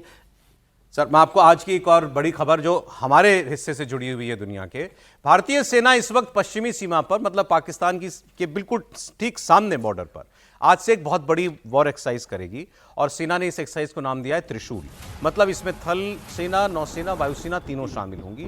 राजस्थान के मरुथल से लेकर गुजरात के सरक्रीक तक 10 दिन तक ये वॉर एक्सरसाइज चलेगी। 30,000 सैनिक इसमें शामिल होंगे। T-90 अर्जुन जैसे टैंक होंगे, मिसाइल सिस्टम्स होंगे, हेलीकॉप्टर्स शामिल होंगे, स्वदेशी हथियारों का परीक्षण किया जाएगा। अब पाकिस्तान में आपको इसके रिएक्शंस में दिखाता हूँ। उन्होंने अपने एयर स्पेस का बहुत बड़ा हिस्सा बंद कर दिया। एयर ट्रैफिक को नो टाइम यानी नोटिस टू एयरमैन जारी कर दिया गया। और ये भी खबर है कि पाकिस्तान अपना अभ्यास जो है वो भी कुछ हथियारों के परीक्षण वगैरह इसी दौरान कर सकते हैं। इस्लामाबाद ने कई कमांड्स को और ठिकानों को भी अलर्ट पर रखा हुआ है। अब कुछ एक प्रतिक्रियाएं जो वहां पर आई, एक तो मैं 2 रोज से कम पाकिस्तान के लोगों में ऐसी, उनके एक्सपर्ट्स या मीडिया कर्मियों में ऐसी बात जो है वो मैं सुन चुका हूं, जिसमें वो ये कहते हैं कि इस बार हम प्रीएम्प्टिव स्ट्राइक करेंगे, भारत को मौका नहीं देंगे कि वो हम पर हमला करे। हमको जैसे ही लगेगा कि भारत कुछ करने वाला है, जैसे ये तैयारियां, जंग की तैयारियां कर रहा है, तो हम हमला करेंगे। Things are about to get really hot at Indo-Pak international border, और ये जो नोटम की एक्सपेंशन है, this is a very clear indication. और दोनों साइड्स के ऊपर इंडिया ने भी नोटम जारी कर दिया हुआ है, पाकिस्तान ने भी अब जो नोटम जारी कर दिया है, और एयर रूट्स को अनअवेलेबल कर दिया है अपने नोटम को एक्सपैंड करके। नॉर्दर्न एयर कमांड जो है ऊपर वाली पट्टी के ऊपर भी पाकिस्तान ने, यानी अब इसमें ये चीज याद रखिएगा, जहां पर इंडिया मशक़ें कर रहा था, हमने पहले सिर्फ उस एरिया के अंदर अपना नोटम जारी किया, अब हमने उसे भी एक्सटेंड करके ऊपर को ले गए हैं। अब ये जो ऊपर को हम नोटम ले ले गए हैं ना नॉर्दर्न एयर कमांड की तरफ, इसमें बेसिकली क्या है कि this is a clear indication कि we are not just ready for defence but we are also ready for attack. और ये जो जंगी तैयारियां हैं on both sides, these NOTAMs actually speak a lot about that. हमले के लिए भी तैयार है। अच्छा, पाकिस्तान के एक्सपर्ट ये भी मान रहे हैं कि भारत की तैयारी पूरी है और इस बार वो जैसे पिछली बार का मुख्य हमला भारत का जो था वो एयरफोर्स की, वो हवा की लड़ाई थी, इस बार ग्राउंड फोर्सेस के साथ साथ नेवी भी भारत इस्तेमाल करेगा। क्रेडिबल इंफॉर्मेशन है कि इंडिया इस वक्त कुछ शरारत करना चाह रहा है और इसीलिए 30 अक्टूबर से लेकर 10 नवंबर तक इंडिया ने अपनी फिजाई हदूद बंद कर दी है और वहाँ पे वो ट्राई सर्विसेज, तीनों अफवाज जो हैं, बहरी, बरी और हवाई, और उनके साथ मिल तमाम इनकी जो आर्म्ड फोर्सेस हैं वो मिल के एक एक्सरसाइज कर रही हैं। गुजरात प्रोविंस जो इंडिया का है और राजस्थान भी साथ ही है और उनके बॉर्डर्स लगते हैं पाकिस्तान के सिंध के साथ। त्रिशौल नाम रखा है उन एक्सरसाइजेस का और उसमें उनकी नेवी को बहुत ज़्यादा एक अहम रोल दिया गया है इन एक्सरसाइजेज में। और पाकिस्तान के पास इंफॉर्मेशन है कि इस एक्सरसाइज के पीछे इंडिया जंग मुसल्लत कर सकता है पाकिस्तान पर और इस दफ़ा वो नेवी को इस्तेमाल करने की कोशिश ज़्यादा करेगा। इस वक्त पाकिस्तान को 3 फ्रंट्स के ऊपर जो है घेरा पड़ चुका है। 3 फ्रंट्स। एक बिहार का इलेक्शन जो है वो उसकी वजह से फौजें सड़क पर फौजें आ चुकी हैं बॉर्डर पे और वो कहते हैं सॉफ्ट वैली की तरफ इस वक्त वो सुना है सिंध की तरफ जाएंगे इस दफा और वहां से वो समझते हैं कि हमारी मोबिलिटी पाकिस्तान की कमजोर है, वहां से वो चाहते हैं कि इंटरवीन करें और तीनों फोर्सेस को लेकर वहां पे आना चाहते हैं। तो ये तीनों फ्रंट आपको मैंने बता दिए हैं।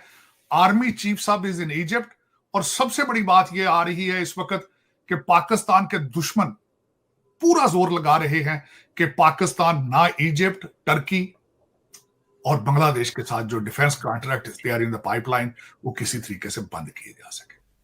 ये इनका नाम है, भूल रहा हूँ, कोई तरार, साजिद तरार शायद ऐसा कुछ नाम है इनका। ये एक वक्त पाकिस्तान को खूब गालियां देते थे। पाकिस्तानी हैं, अमेरिका में रहते हैं। जब से आसिम मुनीर फील्ड आया अपने देश में, ये राइज हुआ, इन व्यक्ति के सुर बदल गए। अब ये इन्होंने जो बातें की, एक तो ये सर बिहार का इलेक्शन ले आए कि बिहार के इलेक्शन के लिए मोदी लड़ाई कर देगा और इस बार सिंध में और भाई उस बार नेवी का हमला होगा इस बार। देखिए इसकी तो मैं उनको पता नहीं कहाँ से वो बोल रहे हैं और इस तरह का हवा फैलाते हैं, वो तो पाकिस्तान में करते हैं। ये जब तक कुछ होगा नहीं तब तक तो इस पर कोई टिप्पणी नहीं कर सकते हम। लेकिन ये बात सही है कि पाकिस्तान के लिए जो पाकिस्तान की जो दोस्ती है चाइना से भी है और तो अमेरिका से भी है, उस बीच में ऑपरेशन हमारे यहाँ जो वो तैयारियां हैं, रक्षा अभ्यास है, उसको रखना बहुत ज़रूरी है क्योंकि वो सरप्राइज़ करते हैं। वो पाकिस्तानियों का कोई ठिकाना नहीं है। अब हमने भी कहा था कि ऑपरेशन सिंदूर तो स्थगित है या फिर जारी है, पता नहीं ये क्या है, लेकिन हमको अपनी तैयारी रखनी चाहिए, ये एकदम निश्चित है। अब राजनीतिक तो कोई भी चीज़ हो सकता है। अब हमें तो एक और चीज़ देखना है सौरभ, वो देखना है कि जो पूरे वर्ल्ड में, जिसको मैं कहता हूँ कि ये जो दुनिया के 2 दादा हैं, ये आपस में मिल गए, पहले भी मिले हुए थे, उस लिहाज से भी अभी देखना है। और उस देश का जिसका दोनों से अब अच्छा संबंध है, तो हमको कभी भी कोई जो है बहुत हमको सतर्क रहने की जरूरत है। हम तो ये कहते हैं कि चाइना जो है वो चाइना सुपर पावर चाइना, वो तो अमेरिका का ही पैदाइश है। तो ये सब जब लड़ने आप लोगोगे ना या कोई स्थितियां बनेगी ना, तो आपको अपने आप को जो है रक्षा करनी पड़ती है। जैसा अभी भागवत जी ने कहा कि आपको खुद सतर्क रहना चाहिए, बहुत तैयारी के साथ रहना चाहिए, क्योंकि जो अंतर्राष्ट्रीय शक्तियां हैं उनके अलग अलग इंटरेस्ट होते हैं। तो आप सोचोगे कि आएंगे आपकी मदद करने के लिए, तो किसने ईरान का मदद किया भाई, किसने किया? अभी 2-3 बातें जो व्यक्ति भी बोल रहे थे, इन्होंने कही कि आसिम मुनीर अभी देश में नहीं है, आसिम मुनीर इजिप्ट गए हुए हैं, तो आपका देश का मुखिया वहां नहीं है और कोई युद्ध कोई डेट अनाउंस करके तो करता नहीं है। अब भारत वॉर एक्सरसाइज का वो एक्सरसाइज तो होती ही है, हर साल कई होती हैं, बॉर्डर पर कई बार होती हैं, इस बार काफी नजदीक हो रही है बॉर्डर के, तो ये बात है, इसलिए उनको ज्यादा डर लग रहा है। इतना भी हमको लगता है मासूमियत नहीं बरतनी चाहिए जी। कर उन्हीं के लिए रहे हैं, नहीं उन्हीं के लिए हो रही है। थोड़ा भी बौराए, मैं कह रहा हूं 3-5 किया तो बहुत पिटाई होगी और इस बार गदहक तरह और पिटे सब नाम जाएंगे, भी क्या समझिए रखा है? इसको। ऑपरेशन त्रिशूल नाम क्योंकि रखा इसको है। समझिए ये जो बड़ा न्याय, आवश्यक शक्ति वो और बार बार संतुलन जो का हरकतें कर रहे हैं। प्रतीक है अभी शिव का। एलओसी पे 2 जगह पे उन्होंने सीज फायर ब्रेक किया है। तो अगर आप ये हरकत करते रहेंगे तो उसका और जवाब चूंकि नहीं। टर्की का नाम इन्होंने लिया था अभी कल वो था टर्की का, वो जो भी होता है राष्ट्र दिवस, टर्की डे मनाते हैं वो, नेशनल डे, सॉरी। तो भारत सरकार का कोई व्यक्ति टर्की के इस नेशनल डे का हिस्सा नहीं बना। कल तुर्की की एम्बेसी में कई और देशों के लोग गए, भारत का कोई प्रतिनिधि वहां नहीं गया था। ये भारत सरकार के क्लियर इंस्ट्रक्शंस थे दुनिया भर में कि तुर्की के राष्ट्रीय दिवस पर किसी समारोह में भारत शामिल नहीं होगा। बिल्कुल, और भारत ने साफ संदेश तुर्की को दे दिया। हालांकि पाकिस्तान के आसिम मुनीर वहाँ गए हुए इस संदर्भ में, और वो तमाम भारत विरोधी जो देश है जो भारत को नुकसान करना चाहते हैं, उन सारे देशों का वो दौरा करके इकट्ठा करना चाह रहे हैं भारत के खिलाफ। देखिए, अभी लगातार इस जिक्र हो रहा था कि भारत की जो तैयारी चल रही, तो ऑपरेशन त्रिशूल नाम दिया है। वो त्रिशूल तो वो न्याय, संतुलन और शक्ति का प्रतीक है, भगवान शिव का प्रतीक है, और तीनों लोकों में जाने की ताकत त्रिशूल रखता था कि अगर भगवान शंकर अगर फेंकेंगे तो तीनों लोकों में कहीं भी जाएगा। तो मुझे लगा कि नाम भी भारत सेना ने बहुत सोच समझ कर रखा था कि ऑपरेशन त्रिशूल है, और ये बताने के लिए पाकिस्तान को कि भाई हम भले ही राजस्थान में करें चाहे गुजरात की क्रिक में करें, आप हमारे पहुंच के बाहर नहीं हो। अगर आप थोड़ा भी आगे बढ़ोगे या कोई ऐसी हरकत करोगे तो भारत उसका क्या जवाब देगा।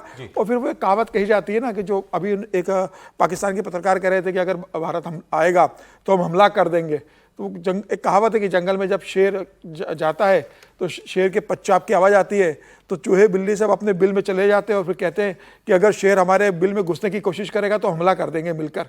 तो वही स्थिति है, भारत शेर है, भारत वहाँ अभी जिस स्टेज बैठा हुआ है, पाकिस्तान की स्थिति भीगी बिल्ली के समान इस समय। इंडियन नेवी का, और अभी वो कह रहे थे ना हमारी सॉफ्ट बेली सिंध, वहां पर भारत जो है हमला करेगा।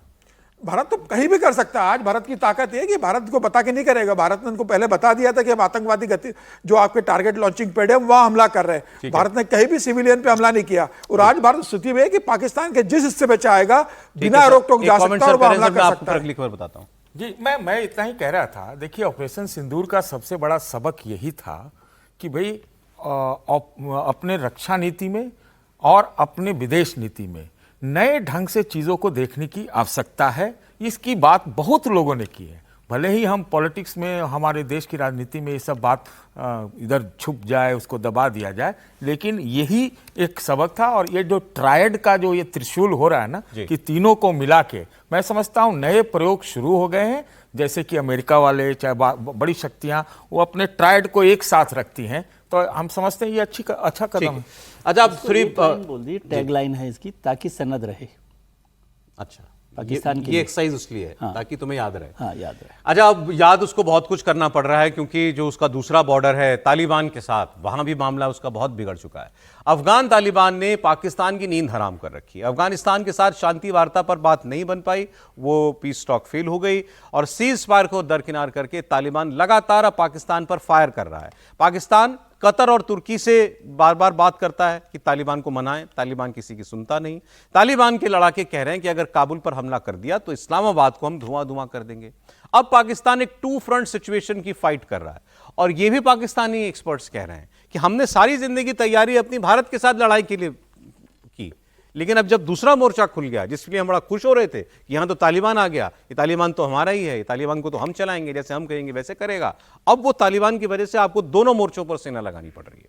जो अब कहा जाता है कि जो दूसरे के लिए ख्वाहिश करो उसकी तैयारी खुद भी रखो, तो ये बड़ा खुश थे कि बांग्लादेश में अस्थिरता आ गई तो हमको टू फ्रंट के लिए, या चीन के साथ तो हम ऑलरेडी रहते हैं तो हमारा 3 फ्रंट हो गया है। अब उनको खुद को 2 फ्रंट वॉर जो है झेलनी पड़ रही है। और पाकिस्तान यहाँ तो फिलहाल शांति है इनके ईस्टर्न बॉर्डर पर इंडिया के साथ, वहां तो वो बॉर्डर बड़ा हॉट है इनका, ड्यूरेड लाइन वाला। अच्छा, इनके जो रक्षा मंत्री हैं, लेकिन वो आदमी, उसका कोई जवाब नहीं, वो कुछ भी बोल सकता है, ख्वाजा से।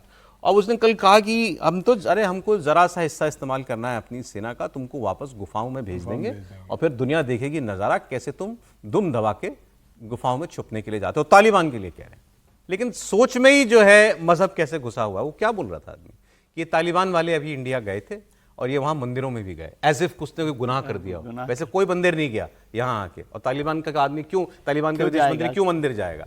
बट ये वो अपनी ऑडियंस के लिए बोल रहा है, अपने देश के लिए। वो अपने ऑडियंस के लिए ही बोल रहा है, लेकिन मैं एक बात समझ आई, जैसे वो बात कर रहे थे, मतलब अभी भारत का तो कोई इन्वॉल्वमेंट नहीं है इस सारे मसले में जो लड़ाई हो रही है, लेकिन उनको ये समझ में आ रहा होगा कि जो प्रॉक्सी वॉर वो भारत के खिलाफ चलाते हैं उसके क्या मायने होते हैं और उससे लड़ना कितना अलग तरीके की लड़ाई है। भारत जो है 2 फ्रंट वो 3 फ्रंट वो तो लड़ ही रहा है, वो चाइना के साथ भी एक साथ तैयारी में रहता है, पाकिस्तान के साथ भी और बांग्लादेश के साथ भी, जो अभी बांग्लादेश के साथ नहीं हुआ, लेकिन वो 3 फ्रंट चल रहा है। पाकिस्तान के लिए, पाकिस्तान को पहले भी मैंने जिक्र किया था कि पाकिस्तान के पूरे जनमानस में, आवाम में केवल एक ही दुश्मन है, हिंदुस्तान, इंडिया, और उनकी फॉरेन पॉलिसी, उनकी डिफेंस पॉलिसी, सब कुछ इस पर रहती है। और अफगानिस्तान के जनमानस में भी एक ही दुश्मन है सर, हाँ, पाकिस्तान। नहीं तो वो उनको नहीं लग रहा था पहले, तो वो अब अचानक ये सारा झगड़ा खड़ा हो गया, तो इसलिए उनको ये लग रहा है, बल्कि वो समझ रहे थे कि जो तालिबान है वो भी भारत के खिलाफ ही, अरे बड़े खुश थे कि जिस तरह से तालिबान की सरकार आई और वो सारे मसले पर भी। अब उनको ये बात समझ में आ रही है कि ये नहीं है, लेकिन अभी वो मतलब 2 रिलीजन 2 नेशन थ्योरी, अब ये तालिबान के साथ कौन सी 2 नेशन थ्योरी चलाएंगे अब मुनीर साहब? मैं थोड़ा सा हैरान, ये जो बातें जैसे ख्वाजा आसिफ जो बातें करते हैं रोज, जो जिस किस्म की तालिबान को लेकर स्टेटमेंट देते हैं, ये तो प्रॉक्सी है, इसको इतना मारेंगे खत्म हो जाएगा, मतलब as if he wants war, as ये चाहते हैं कि ये चलता रहे। ये केवल यही बातचीत करते हैं या अंदर भी कोई बैठक भी करते हैं अपनी डिफेंस को लेकर? मुनीर दफ्तर ने बुला के घंटों में खाता होगा। सिर्फ नहीं बदला है, ट्रम्प से बहुत मिल रहे हैं, तो इसलिए डिफेंस नहीं है, वॉर मिनिस्ट्री ही है। अच्छा, बोलते रहना है वो सब। समीर जी के पास एक इंटरनल खबर है जो तुर्की में जो इनकी और अफगान तालिबान की जो मीटिंग चल रही थी उसके हवाले से, मतलब बेटी की जो बैठक है वो इस स्तर पर हुई कि वहाँ पाकिस्तान के जो अधिकारी गए थे वो उनके साथ, मतलब उनको माँ बहन की गालियाँ और उनके साथ बदतमीजी से पेश आया, तो उन्होंने कहा भाई यहाँ बातचीत करने आए हैं, आप अपनी भाषा का इस्तेमाल सही करें, तो उनके साथ गाली गलौज की, मारने की धमकी दी और बीच बैठक उठकर चले गए। तो इसके ऊपर अफगानिस्तान भी हैरान कर रहा है, जिसने जो मध्यस्थता की कार्रवाई थी वो भी इस बात पर नाराज है कि भाई यहाँ बातचीत करने बुलाया था, आपको यहाँ पर दादागिरी और धमकी देने के लिए बुलाया था। ये बहुत अच्छा हो रहा है, इतना बढ़िया हो रहा है जिसकी मैंने कल्पना नहीं की थी, जिस तालिबान से कोई पार नहीं पाया। अगर अंदर खाने भीतर ही कुछ भारत के साथ उनकी कुछ दोस्ती हो जाती, इससे बढ़िया क्या होगा? भले वो आतंकी ही है, लेकिन आतंकियों के खिलाफ अगर आतंकी लगाया जाए तो इसमें क्या हर्ज है? नंबर 1। नंबर 2, मैं ऐसा समझता हूं, मेरी ये टिप्पणी है कि 1971 में जो पाकिस्तान के टुकड़े हुए उसके बाद ये सबसे बढ़िया चीज ये हुआ है कि तालिबान जो है और पाकिस्तानी जो है आपस में भिड़ रहे हैं। और ये तो हम लोग सब इतिहास में जानते हैं कि वो अफगानियों से पूरे इतिहास में वहां पर कोई पार पा ही नहीं पाया। रूस और यूक्रेन के इस महायुद्ध के बीच अब न्यूक्लियर शब्द रोज सुनने में आ रहा है। अब रूस के राष्ट्रपति पुतिन ने एक बहुत बड़ा ऐलान और कर दिया। पुतिन ने बताया कि उन्होंने न्यूक्लियर पावर टॉर्पीडो का एक सफल परीक्षण कर लिया है, जो पानी के अंदर चलने वाली मिसाइल होती है, और ये इसको आप ड्रोन से भी, अंडर वाटर ड्रोन भी कह सकते हैं। लेकिन जो मिसाइल इन्होंने टेस्ट की, एक तो देखिए तस्वीर आपके सामने, ये मतलब अंडर वाटर मिसाइल, टॉर्पीडो इसको कहते हैं, घंटों चल सकती है, न्यूक्लियर पावर्ड है, इसलिए बहुत लंबा, जैसे अभी इन्होंने एक प्रयोग किया था, परीक्षण किया था न्यूक्लियर पावर्ड, न्यूक्लियर वेपन ले जाने वाली मिसाइल का, कि वो तो उसमें तो कहा था ये कई हफ्ते कई महीने चक्कर लगा सकती है, ऐसे ही ये है। अब इसका इंजन न्यूक्लियर पावर से चलता है। न्यूक्लियर पावर का मतलब ये है कि जो बहुत लंबे वक्त तक और बहुत लंबी दूरी तक जा सके और दुश्मन के तटों तक जाकर के हमला कर सके। रूस इसे अमेरिका जैसे देशों की मिसाइल डिफेंस सिस्टम्स को चकमा देने के लिए इसको तैयार कर रहा था, और ये भी उसने कामयाबी के साथ तैयार कर लिया। और पुतिन ने खुद इसकी अनाउंसमेंट की और कहा कि दुनिया में बेजोड़ हथियार है, ये किसी और देश के पास नहीं है। इसका नाम भी उन्होंने कहा कि ये सरमत ICBM से भी ज्यादा ताकतवर है। यह हथियार एक परमाणु वॉरहेड भी ले जा सकता है, और कयामत का टॉर्पीडो कहा जाता है इसको। मान लें अगर ये भारत के पास होता और इसका उपयोग पाकिस्तान के खिलाफ किया जाता, तो पूरा कराची बंदरगाह शहर सब कुछ तहस नहस इससे किया जा सकता है। और ये भी याद रखना चाहिए कि जो अभी इन्होंने मिसाइल टेस्ट की, दुनिया की सबसे खतरनाक मिसाइल पुतिन ने, उसके बाद ट्रंप ने क्या कहा था कि मुझे इतनी दूर से मिसाइल चलाने की जरूरत ही नहीं है, मैंने तो अपनी न्यूक्लियर पनडुब्बी भेज रखी है रूस के पास। तो उसका जवाब दिया है इन्होंने, तुम अपनी पनडुब्बी भेजो, हम तैयार हैं ये टॉर्पीडो लेकर के। Скажем, с атомным реактором атомной подводной лодки в 1000 раз меньше, чем ядерный реактор на подводную в 1000 раз. Но самое-то главное даже не в этом. Самое главное в том, что если обычный ядерный реактор запускается в течение часов и дней, недель, то этот ядерный реактор запускается в течение минут и секунд. Даже самый और ट्रंप भी फिर कहां चुप बैठने वाले थे। ट्रंप ने अपने देश में कहा अपने अधिकारियों से कि अब आप भी न्यूक्लियर हथियार का परीक्षण कीजिए, न्यूक्लियर टेस्ट कीजिए। रूस ने 21 अक्टूबर को न्यूक्लियर मिसाइल टेस्ट किया था और तब से अमेरिका में खलबली थी और यूक्रेन से जंग के बीच पुतिन ने अपने मंसूबे बिल्कुल साफ भी कर दिए हैं। तो ट्रंप ने आदेश दिया जिससे दुनिया बड़ी परेशान है। राष्ट्रपति ट्रंप ने रक्षा मंत्रालय पेंटागन को परमाणु हथियारों की तुरंत टेस्टिंग शुरू करने का आदेश दिया और यह भी कहा कि ये चीन और रशिया के टक्कर के बराबर के तुम्हारे परीक्षण होने चाहिए। 33 साल पहले न्यूक्लियर टेस्ट किया था अमेरिका ने, तब 33 साल से कोई ऐसा प्रयोग उसने नहीं किया है। अब ट्रंप ने इसका आदेश दिया है। Testing. We have more nuclear weapons than anybody. We don't do testing. You know, we've halted it many years ago. But with others doing testing, I think it's appropriate that we do also. अब ये nuclear हथियारों की बातें होना ही खतरनाक है। जब हम लोग अक्सर बात करते हैं जब अगर कभी ये हथियार चले तो फिर तो दुनिया बचेगी कि नहीं बचेगी। सर एक डॉक्यूमेंट्री एक सीरीज है नेटफ्लिक्स पर मैं आजकल देख रहा हूँ, वो कोल्ड वॉर के ऊपर है, अमेरिका और रूस के ऊपर। 1945 में हिरोशिमा नागासाकी में लाखों लोग मारे गए, 2 शहरों पर इन्होंने बॉम्बिंग की थी अमेरिका ने। और 1950 के दशक में ही 45 के बाद कितने 5-10 साल के बाद ही रूस और अमेरिका दोनों के पास ऐसे न्यूक्लियर वेपन्स आ चुके थे, ये टेस्ट कर चुके थे, जिनके बारे में एक्सपर्ट्स का कहना था कि वो एक हथियार 60 करोड़ लोगों की जान ले सकता था। अगर रूस पर अमेरिका वो हथियार चलाता 60 करोड़ लोग मर जाते। ऐसे हथियार अमेरिका ने 1950s में डेवलप कर लिए थे। और आज ये बात पूछी गई ट्रंप से कि आप ये टेस्ट कहां करेंगे, वो सवाल बहुत वाजिब है, क्योंकि जो कहते हैं कि जो हिरोशिमा में चले वो तो दिवाली के पटाखे जैसे थे आज के न्यूक्लियर वेपन्स की तुलना में। अगर इतना बड़ा हथियार टेस्ट करना है तो तुम्हारे पास उतना खाली इलाका होना चाहिए, उतनी धरती होनी चाहिए कि हम वहां टेस्ट करें तो हमारी आबादी पर असर होना। उतनी जगह नहीं है देशों के पास न्यूक्लियर वेपन, बड़े न्यूक्लियर वेपन टेस्ट करने की। और आज न्यूक्लियर वेपन ऐसा भी नहीं रह गया कि एक मिसाइल चलेगी या एक टॉर्पीडो चलेगा उसमें एक न्यूक्लियर बम फिट हुआ है। एक मिसाइल कई न्यूक्लियर वॉरहेड्स ले जाने के में भी सक्षम है। यानी एक बार में वो अलग अलग जगहों पर न्यूक्लियर वेपन्स फेंक सकती है, ऐसी क्षमताएं देशों के पास हैं। और ऐसे में पुतिन और ट्रंप रोज कोई ना कोई न्यूक्लियर एक्सपेरिमेंट कर रहे हैं। अब तो जो हमारे ट्रंप साहब हैं उनको नोबेल पीस प्राइज मिल ही जाना चाहिए, न्यूक्लियर टेस्ट करा के, क्योंकि जिस तरह की लड़ाई चल रही है ये बहुत खतरनाक है। आपने बहुत ठीक बात की कि इसकी बात करना भी खतरे से खाली नहीं है कि आप ये कहा जाए।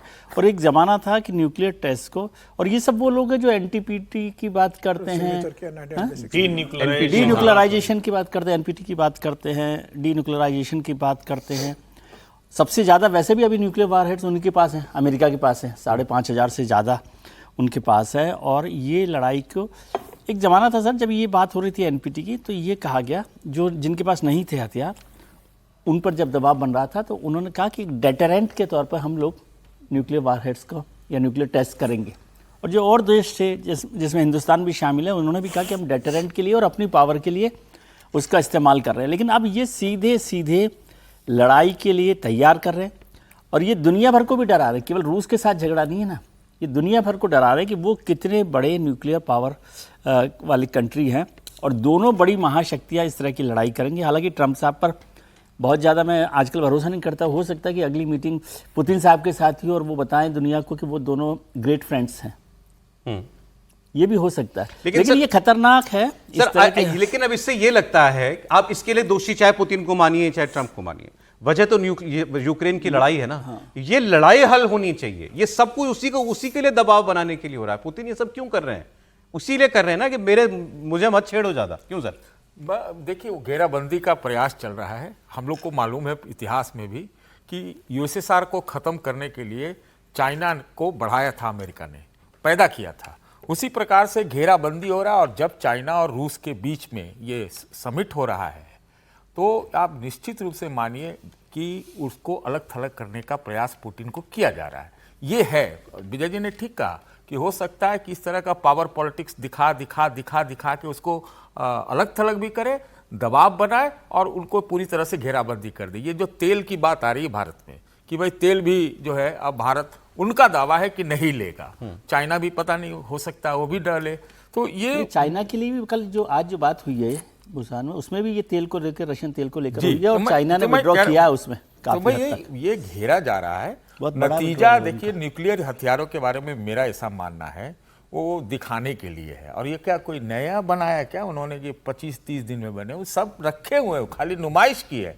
ये सिर्फ दिखा के अपनी ताकत दिखानी होती है, अंततः होना जाना कुछ नहीं है। फिर वो या तो रशिया मान जाएगा, नहीं तो फिर उसकी घेराबंदी करके उसको अलग कर। अमेरिका के राष्ट्रपति ट्रंप एशिया आए हुए थे, साउथ कोरिया गए हुए थे। ये उनके साउथ कोरिया पहुंचने से ठीक पहले नॉर्थ कोरिया ने एक मिसाइल परीक्षण किया, एक मिसाइल टेस्ट किया। ये समंदर से हवा में जाने वाली मिसाइल थी। और क्या कहा ये मिसाइल टेस्ट करने के बाद, इसकी मिसाइल टेस्ट करने के बाद कहा कि हमारी मिसाइल भी न्यूक्लियर वेपन ले जा सकती है। जब ट्रंप आ रहे हैं साउथ कोरिया, ट्रंप से सवाल हुआ, साहब वो तो ऐसा कह रहे हैं। अब ट्रंप बिंग ट्रंप बोले, अरे वो आज से थोड़ी टेस्ट कर रहे हैं, वो तो दशकों से मिसाइल टेस्ट कर रहे हैं, कोई बात नहीं, मैं तो उससे मिलने जाना चाहता हूं। किससे? किम जोंग उन से। उन्होंने कहा कि अगली विजिट कर रहे हैं वो उनके साथ। जो चाइना और रशिया भी जाता है तो ट्रेन से जाता है, हवाई जहाज से नहीं जाता। सुनिए ट्रंप की बात। Oh, I don't know. He's been launching missiles for decades, right? It's another missile that was launched. I always had a very good relationship with him. So, at some point I'll be meeting. The schedule is very tight, as you know, but at some point I look forward to meeting him again. But we had a very good relationship. I mean, more than a relationship. We had a really good understanding of each other. We met, we spoke to each other numerous times, and we had a good relationship. At some point we'll be involved with North Korea. दुनिया भर में मिसाइलें जो हैं उनका परीक्षण चल रहा है त्रिपाठी जी। देखिए ये मतलब हमारे यहाँ और एक्साइज सुनने में भले लगे कि ये न्यूक्लियर सिर्फ जो टेस्टिंग होती है या वॉरहेड्स हैं या जो भी कुछ वो कर रहे हैं वो सिर्फ डिटरेंट भर है, लेकिन ऐसा होता नहीं है। जब दुनिया में दो राष्ट्राध्यक्ष अपने सिर्फ ईगो मसाज के लिए पिछले कितने समय से 3 साल हो गया मेरे ख्याल से जो युद्ध चल रहा है, 4 साल हो गए, 4 साल हो गए, कितने लोग मर गए, कितनी तबाही हो गई, कितने कितने तरह के हथियार उपयोग कर लिए गए। और वैसे तो B-2 बॉम्बर भी नहीं चलना था, वो भी तो डिटरेंट के तौर पर ही था, लेकिन जाके एक दिन मारा आया। वो कौन सा बॉम्ब चलाया जो कितना मीटर नीचे जाके मारा था? जो इजराइल और हमास के बीच में हो रहा है, कोई कसर छोड़ी नहीं है। लगता है जिसे पूरा का पूरा इलाका तबाह हो गया हो। और क्या सचमुच दुनिया के ये देश ये समझ नहीं रहे हैं कि हम दुनिया की तबाही की तरफ जा रहे हैं? ये जो डेवलप्ड नेशन अपने आप को कहते हैं, क्या ये दुनिया की बर्बादी तबाही की कहानी लिख रहे हैं? और ये तो पॉसिबल नहीं है। अभी यूएसएसआर जब बहुत स्ट्रांग था तब का चाइना अलग था, तब चाइना इस हैसियत में नहीं था, चाइना को पावर गेन करनी थी। आज चाइना पावरफुल है और चाइना को नंबर 1 की कुर्सी दिख रही है। वो रशिया से स्ट्रेटेजिक रिलेशन रखता है, नॉर्थ कोरिया से स्ट्रेटेजिक रिलेशन करता है, तो कोई ऐसा नहीं होगा ट्रंप उसको अलग थलग कर देंगे।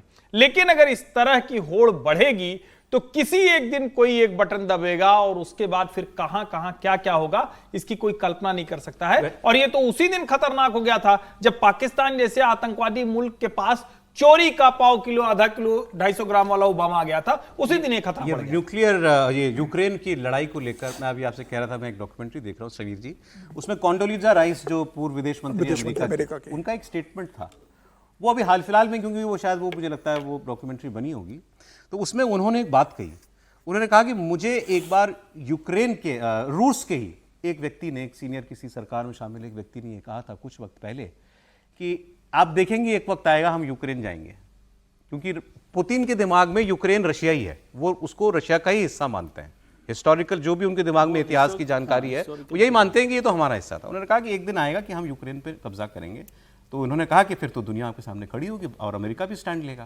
बोले आप जो भी कर लेना, हम जीतेंगे। उसकी वजह केवल इतनी है कि हमें उसकी आपसे ज्यादा जरूरत है और हम पीछे हटेंगे ही नहीं जिस दिन भी फैसला किया यूक्रेन जाने का। और 4 साल हो गए इस लड़ाई को देखते हुए। कौन सा इकोनॉमिक प्रेशर काम कर रहा है पुतिन के ऊपर? कौन सा दबाव नहीं डाला है आपने? नेटो खड़ा है बगल के अंदर, वो आदमी लड़ाई लोग रोक रहा है क्या? वो यूक्रेन के बगैर लड़ाई नहीं रोकेगा, अपनी शर्तों पर रोकेगा। देखिए, पुतिन जब सर्वशक्तिमान बन गए थे रशिया के अंदर, और जब लगा था कि अब लगातार लंबे समय तक पुतिन का राज रूस में रहेगा, तब उन्होंने एक बार कहा था कि भाई मिखाइल गोर्बाचोव के समय जो टूटा था, उनसे जो गलती हुई थी वो उसमें मैं सुधारूंगा, और जितने देश हमसे टूटे मेरी कोशिश होगी वो सब रूस का हिस्सा वापस बने। और यूक्रेन पे तो उनका विशेष ध्यान रहा है, और जिस तरीके से जेलेस्की से था उनकी जो पर्सनल ईगो क्लैश हो गया, और जिस तरीके से जेलेस्की ने उनको छेड़ने की कोशिश की है, अब वो यूक्रेन को किसी हालत में नहीं छोड़ना चाहते, क्योंकि उनको लगता है कि जेलेस्की ने उन्हें बहुत ज़्यादा इसको लेकर बहुत ज़्यादा गुस्सा दिलाया, और जेलेस्की ने जिस तरीके से उन्हें चुनौती दी यूक्रेन को लेकर, और नाटो के पास गए, अमेरिका से उन्होंने बात की, सब देशों में बात की, और लगातार वो जिस तरीके से रूस के सामने खड़े रहे, कई बार रूस ने कोशिश की कि जेलेस्की बातचीत के माध्यम से मान ले कुछ किसी मामलों पे समझौता हो, जेलेस्की अड़े रहे युद्ध के लिए। और मुझे लग रहा है कि अब जेलेस्की इतने आगे बढ़ गए कि जेलेस्की के पास भी कोई दूसरा रास्ता नहीं है। यह तय है कि पुतिन ने तय कर लिया है कि मैं किसी भी स्थिति में यूक्रेन को छोड़ूंगा नहीं, या तो 25% का जो हिस्सा है मुझे दे दिया जाए, लेकिन अब मुझे लग रहा है वो 25% हिस्से पे भी नहीं मानेंगे। अब वो 25% हिस्सा तो लेंगे, इसके अलावा जो नुकसान हुआ उन्हें आर्थिक रूप से, उसकी भी भरपाई वो अमेरिका से या यूक्रेन से वसूल करेंगे। लेकिन जिस तरीके से परमाणु हथियारों की मतलब जखीरा ये लोग दिखा रहे हैं, जिन महाशक्तियों के पास दुनिया को शांति का संदेश उससे बचने की मतलब जरूरत थी, आज वही हथियारों का प्रदर्शन कर रहे हैं। दुनिया एक बटन के ऊपर बैठी हुई है, मतलब कितना खतरे में इन्होंने दुनिया को डाला हुआ है। मुझे लग रहा है कि रूस और यूक्रेन युद्ध के बीच में ये तीसरी लड़ाई की तो कई संभावना नजर नहीं आ रही। भाई लड़ाई तो इनके रुकना चाहिए, और मुझे लगता है कि अब चीन को, अमेरिका को, पाकिस्तान को, खासतौर से भारत को प्रधानमंत्री मोदी मुझे लगता है इस मामले में हस्तक्षेप करेंगे, तो दुनिया जिस दिशा में जो बढ़ रहा है शायद उसके कदम वापस वहां पर लौट कर आए। आपके पड़ोस में बहुत कुछ हो रहा है। बांग्लादेश के पूर्व प्रधानमंत्री शेख हसीना ने अपने बांग्लादेश से निर्वासन के बाद, जब उनको 1 घंटे के नोटिस पर कहा जाता है, सेना ने कहा आप चली जाइए, भीड़ आ गई है और हम आपको नहीं बचा पाएंगे, और हेलीकॉप्टर दिया और वो भारत आ गई। पहली बार उन्होंने मीडिया में अपनी बात कही है। शेख हसीना दिल्ली में रहती हैं, सब जानते हैं। कुछ तस्वीरें कुछ वक्त पहले आई थी, वो यहाँ हुमायूं के मकबरे में टहल रही थी, वहाँ कुछ तस्वीर उनकी आई थी आखिरी बार, वरना उनको देखा भी नहीं जाता। लेकिन इनकी पार्टी सबसे बड़ी पार्टी थी तब तक जब तक ये थी वहाँ बांग्लादेश में, अवामी लीग, लाखों इनके समर्थक थे। इन्होंने इस इंटरव्यू में कहा कि अगले साल जो वहाँ चुनाव कराया जा रहा है, मेरी पार्टी को बैन कर दिया है, तो हम अपने समर्थकों से अपील करेंगे कि वो इस चुनाव का बहिष्कार करें, क्योंकि मेरी पार्टी नहीं लड़ेगी, इसका मतलब ये चुनाव का कोई मतलब नहीं है, तो हमारे समर्थक चुनाव में वोट ही नहीं डालेंगे। 78 साल की हो चुकी हैं शेख हसीना, और उन्होंने ये भी कहा कि चुनाव के बाद कोई भी सरकार अगर बन जाए तो मैं बांग्लादेश वापस नहीं लौटूंगी, मैं आने वाले कुछ फ्यूचर में कुछ वक्त तक खुद को भारत में ही रहते हुए देखती हूं। अगस्त 2024 से वो भारत में रह रही हैं, और मोहम्मद यूनुस के नेतृत्व वाली अंतरिम सरकार वहां पर चल रही है, और उनके सत्ता से जब से वो आए हैं शेख हसीना, तब से दिल्ली में ही हैं। अब फरवरी में आगे चुनाव होगा कि नहीं होगा ये भी कोई नहीं जानता। शेख हसीना ने कहा कि मेरी पार्टी पर जो बैन लगाया है वो अन्यायपूर्ण है, आत्मघाती भी है। बांग्लादेश में 15 साल तक राज किया था शेख हसीना ने, और पिछले साल चौथा इलेक्शन भी जीत गई थी, लेकिन उनके ऊपर इलेक्शन फ्रॉड का आरोप लगा, इनके ऊपर डिक्टेटोरियल एटीट्यूड का आरोप लगता था कि अपने बाकी सारे विरोधियों को इन्होंने जेल में डाल दिया। और उसके बाद फिर एक विद्रोह हुआ, जिसको कुछ लोग प्रायोजित विद्रोह कहते हैं कि वो अमेरिका का प्रायोजित विद्रोह था। शेख हसीना को गद्दी छोड़नी पड़ गई। लेकिन शेख हसीना, अब ये देखना होगा क्या पॉलिटिकली कुछ एक्टिव हो रही हैं। अचानक ये इंटरनेशनल मीडिया को दिए हुए इंटरव्यूज का क्या मतलब है? रॉयटर्स से उन्होंने बात की थी। सर, ये जो शेख हसीना ने कहा है, एक्चुअली जिस चुनाव को वो बहिष्कार करने की बात कर रहे हैं, उसी तरीके के चुनाव के बाद उनको लौटना पड़ा था। वहां की ऑपोजिशन पार्टीज ने बायकॉट किया था, और वो चुनाव जिस तरह से हो गए उसे फ्रॉड कहा गया, रिग्ड कहा गया। और ये सही बात है, इसमें कोई शक नहीं है कि अमेरिका ने उसमें बड़ी हिस्सेदारी निभाई उनको हटाने में। लेकिन फिर भी कहीं तो कोई वो थी आग, लोग नाराज थे बांग्लादेश के कि जिस तरह से चुनाव हुए थे उस सब बात को लेकर। और अभी उनकी स्थिति ऐसी नहीं है, वहाँ पर जो बंद भी है, पाबंदी भी है।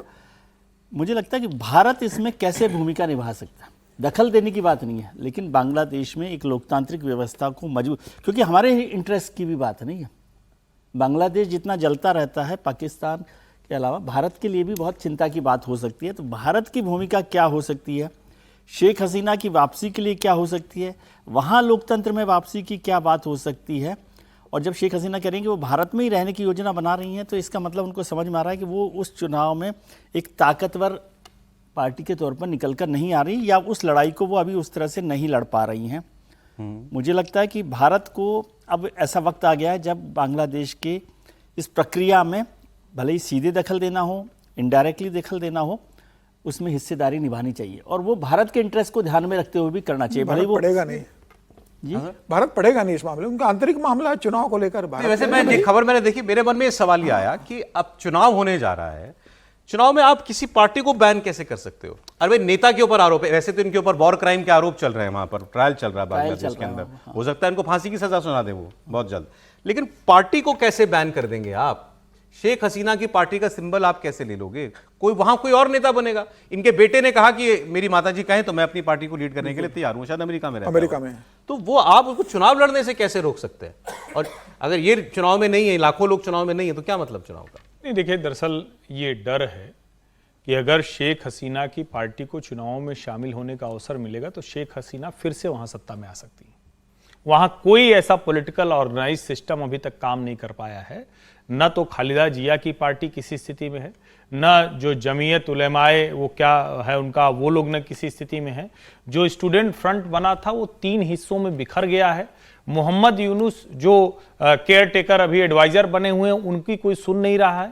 जो वहां जुडिशरी है, जो सेना है, सब आपस में लड़ रहे हैं और सब अलग अलग तरह की बात कर रहे हैं। बीच में तो उनके सेनाध्यक्ष ने यहां तक कह दिया था कि हम भारत के बिना आगे बढ़ नहीं सकते। जो अभी के सेनाध्यक्ष हैं उनकी बात मैं कर रहा हूं। उन्होंने बाकायदा एक पब्लिक कार्यक्रम में उन्होंने कहा कि भारत के बिना हम नहीं कर सकते। मोहम्मद यूनुस ने अलग अलग 2-3 इंटरव्यूज में कहा कि हम भारत के साथ रिश्ते अच्छे रखना चाहते हैं, लेकिन फिर बीच में उनको चाइना दिख जाता है, फिर बीच में उनको अमेरिका दिख जाता है और अपने वो मूल एजेंडे पर लौट जाते हैं। मुझे लगता है बांग्लादेश का बड़ा हिस्सा अभी भी शेख हसीना के साथ है, यह उनको थ्रेट करता है। और अगर शेख हसीना की पार्टी को नहीं इजाजत दी तो जो हम लोग यहां बात कर रहे हैं, जो विजय जी भी कह रहे हैं या समीर जी कह रहे हैं क्यों दखल दे, दखल नहीं होगा।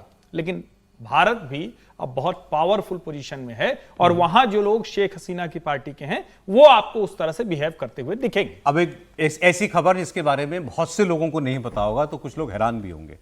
ताजिकिस्तान में भारत का एक एयरबेस था। ताजिकिस्तान में, ताजिकिस्तान की लोकेशन, उसके बॉर्डर किस किस से लगते हैं? अफगानिस्तान से लगता है, चाइना से लगता है, जिसको आप पीओके कहते हो उससे भी लगता है।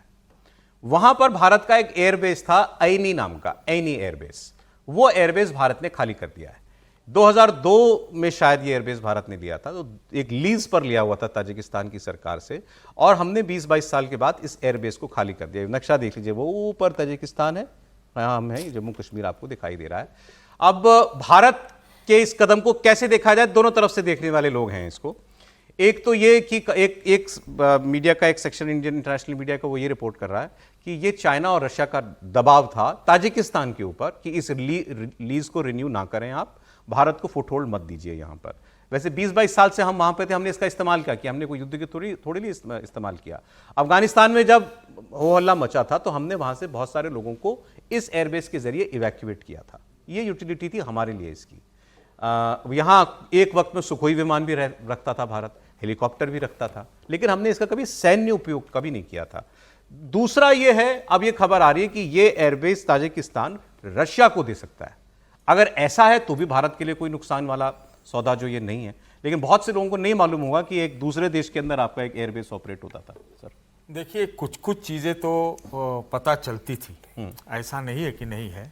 जब अफगानिस्तान में सिविल वार हो रहा था और अलग अलग जो उनके दस्ते थे, खाड़कू सब थे, उसमें 1-2 ऐसे ग्रुप थे जिससे भारत के अच्छे संबंध थे। ये मैं नॉर्दर्न अलायंस कहते हैं। हाँ, 90s के एंड में और इस सदी के शुरुआत में था। मैं समझता हूँ उसी का हिस्सा होगा, क्योंकि क्या नाम था, अहमद शाह मसूद या क्या नाम था, जो भी था, वो सब उस इलाके से हमारे जो हमारी एजेंसियां हैं उनके संबंध थे। थोड़ा थोड़ा हमको भी मालूम है, लेकिन ये नहीं पता था कि ताजिकिस्तान में अपना एयरबेस था और वो बनाया गया होगा उस दौरान कि भाई क्या हो जाए, कहाँ से क्या हो जाए, इसके लिए। तो ये अच्छा है, मतलब अगर मिला हुआ था तो अच्छा है, अब गया भी है तो भी शायद रशिया तो हमारा है ही ना। देखिए, डिफेंस पॉलिसी में दोस्त मानना जो है ना, बहुत सेफ नहीं होता।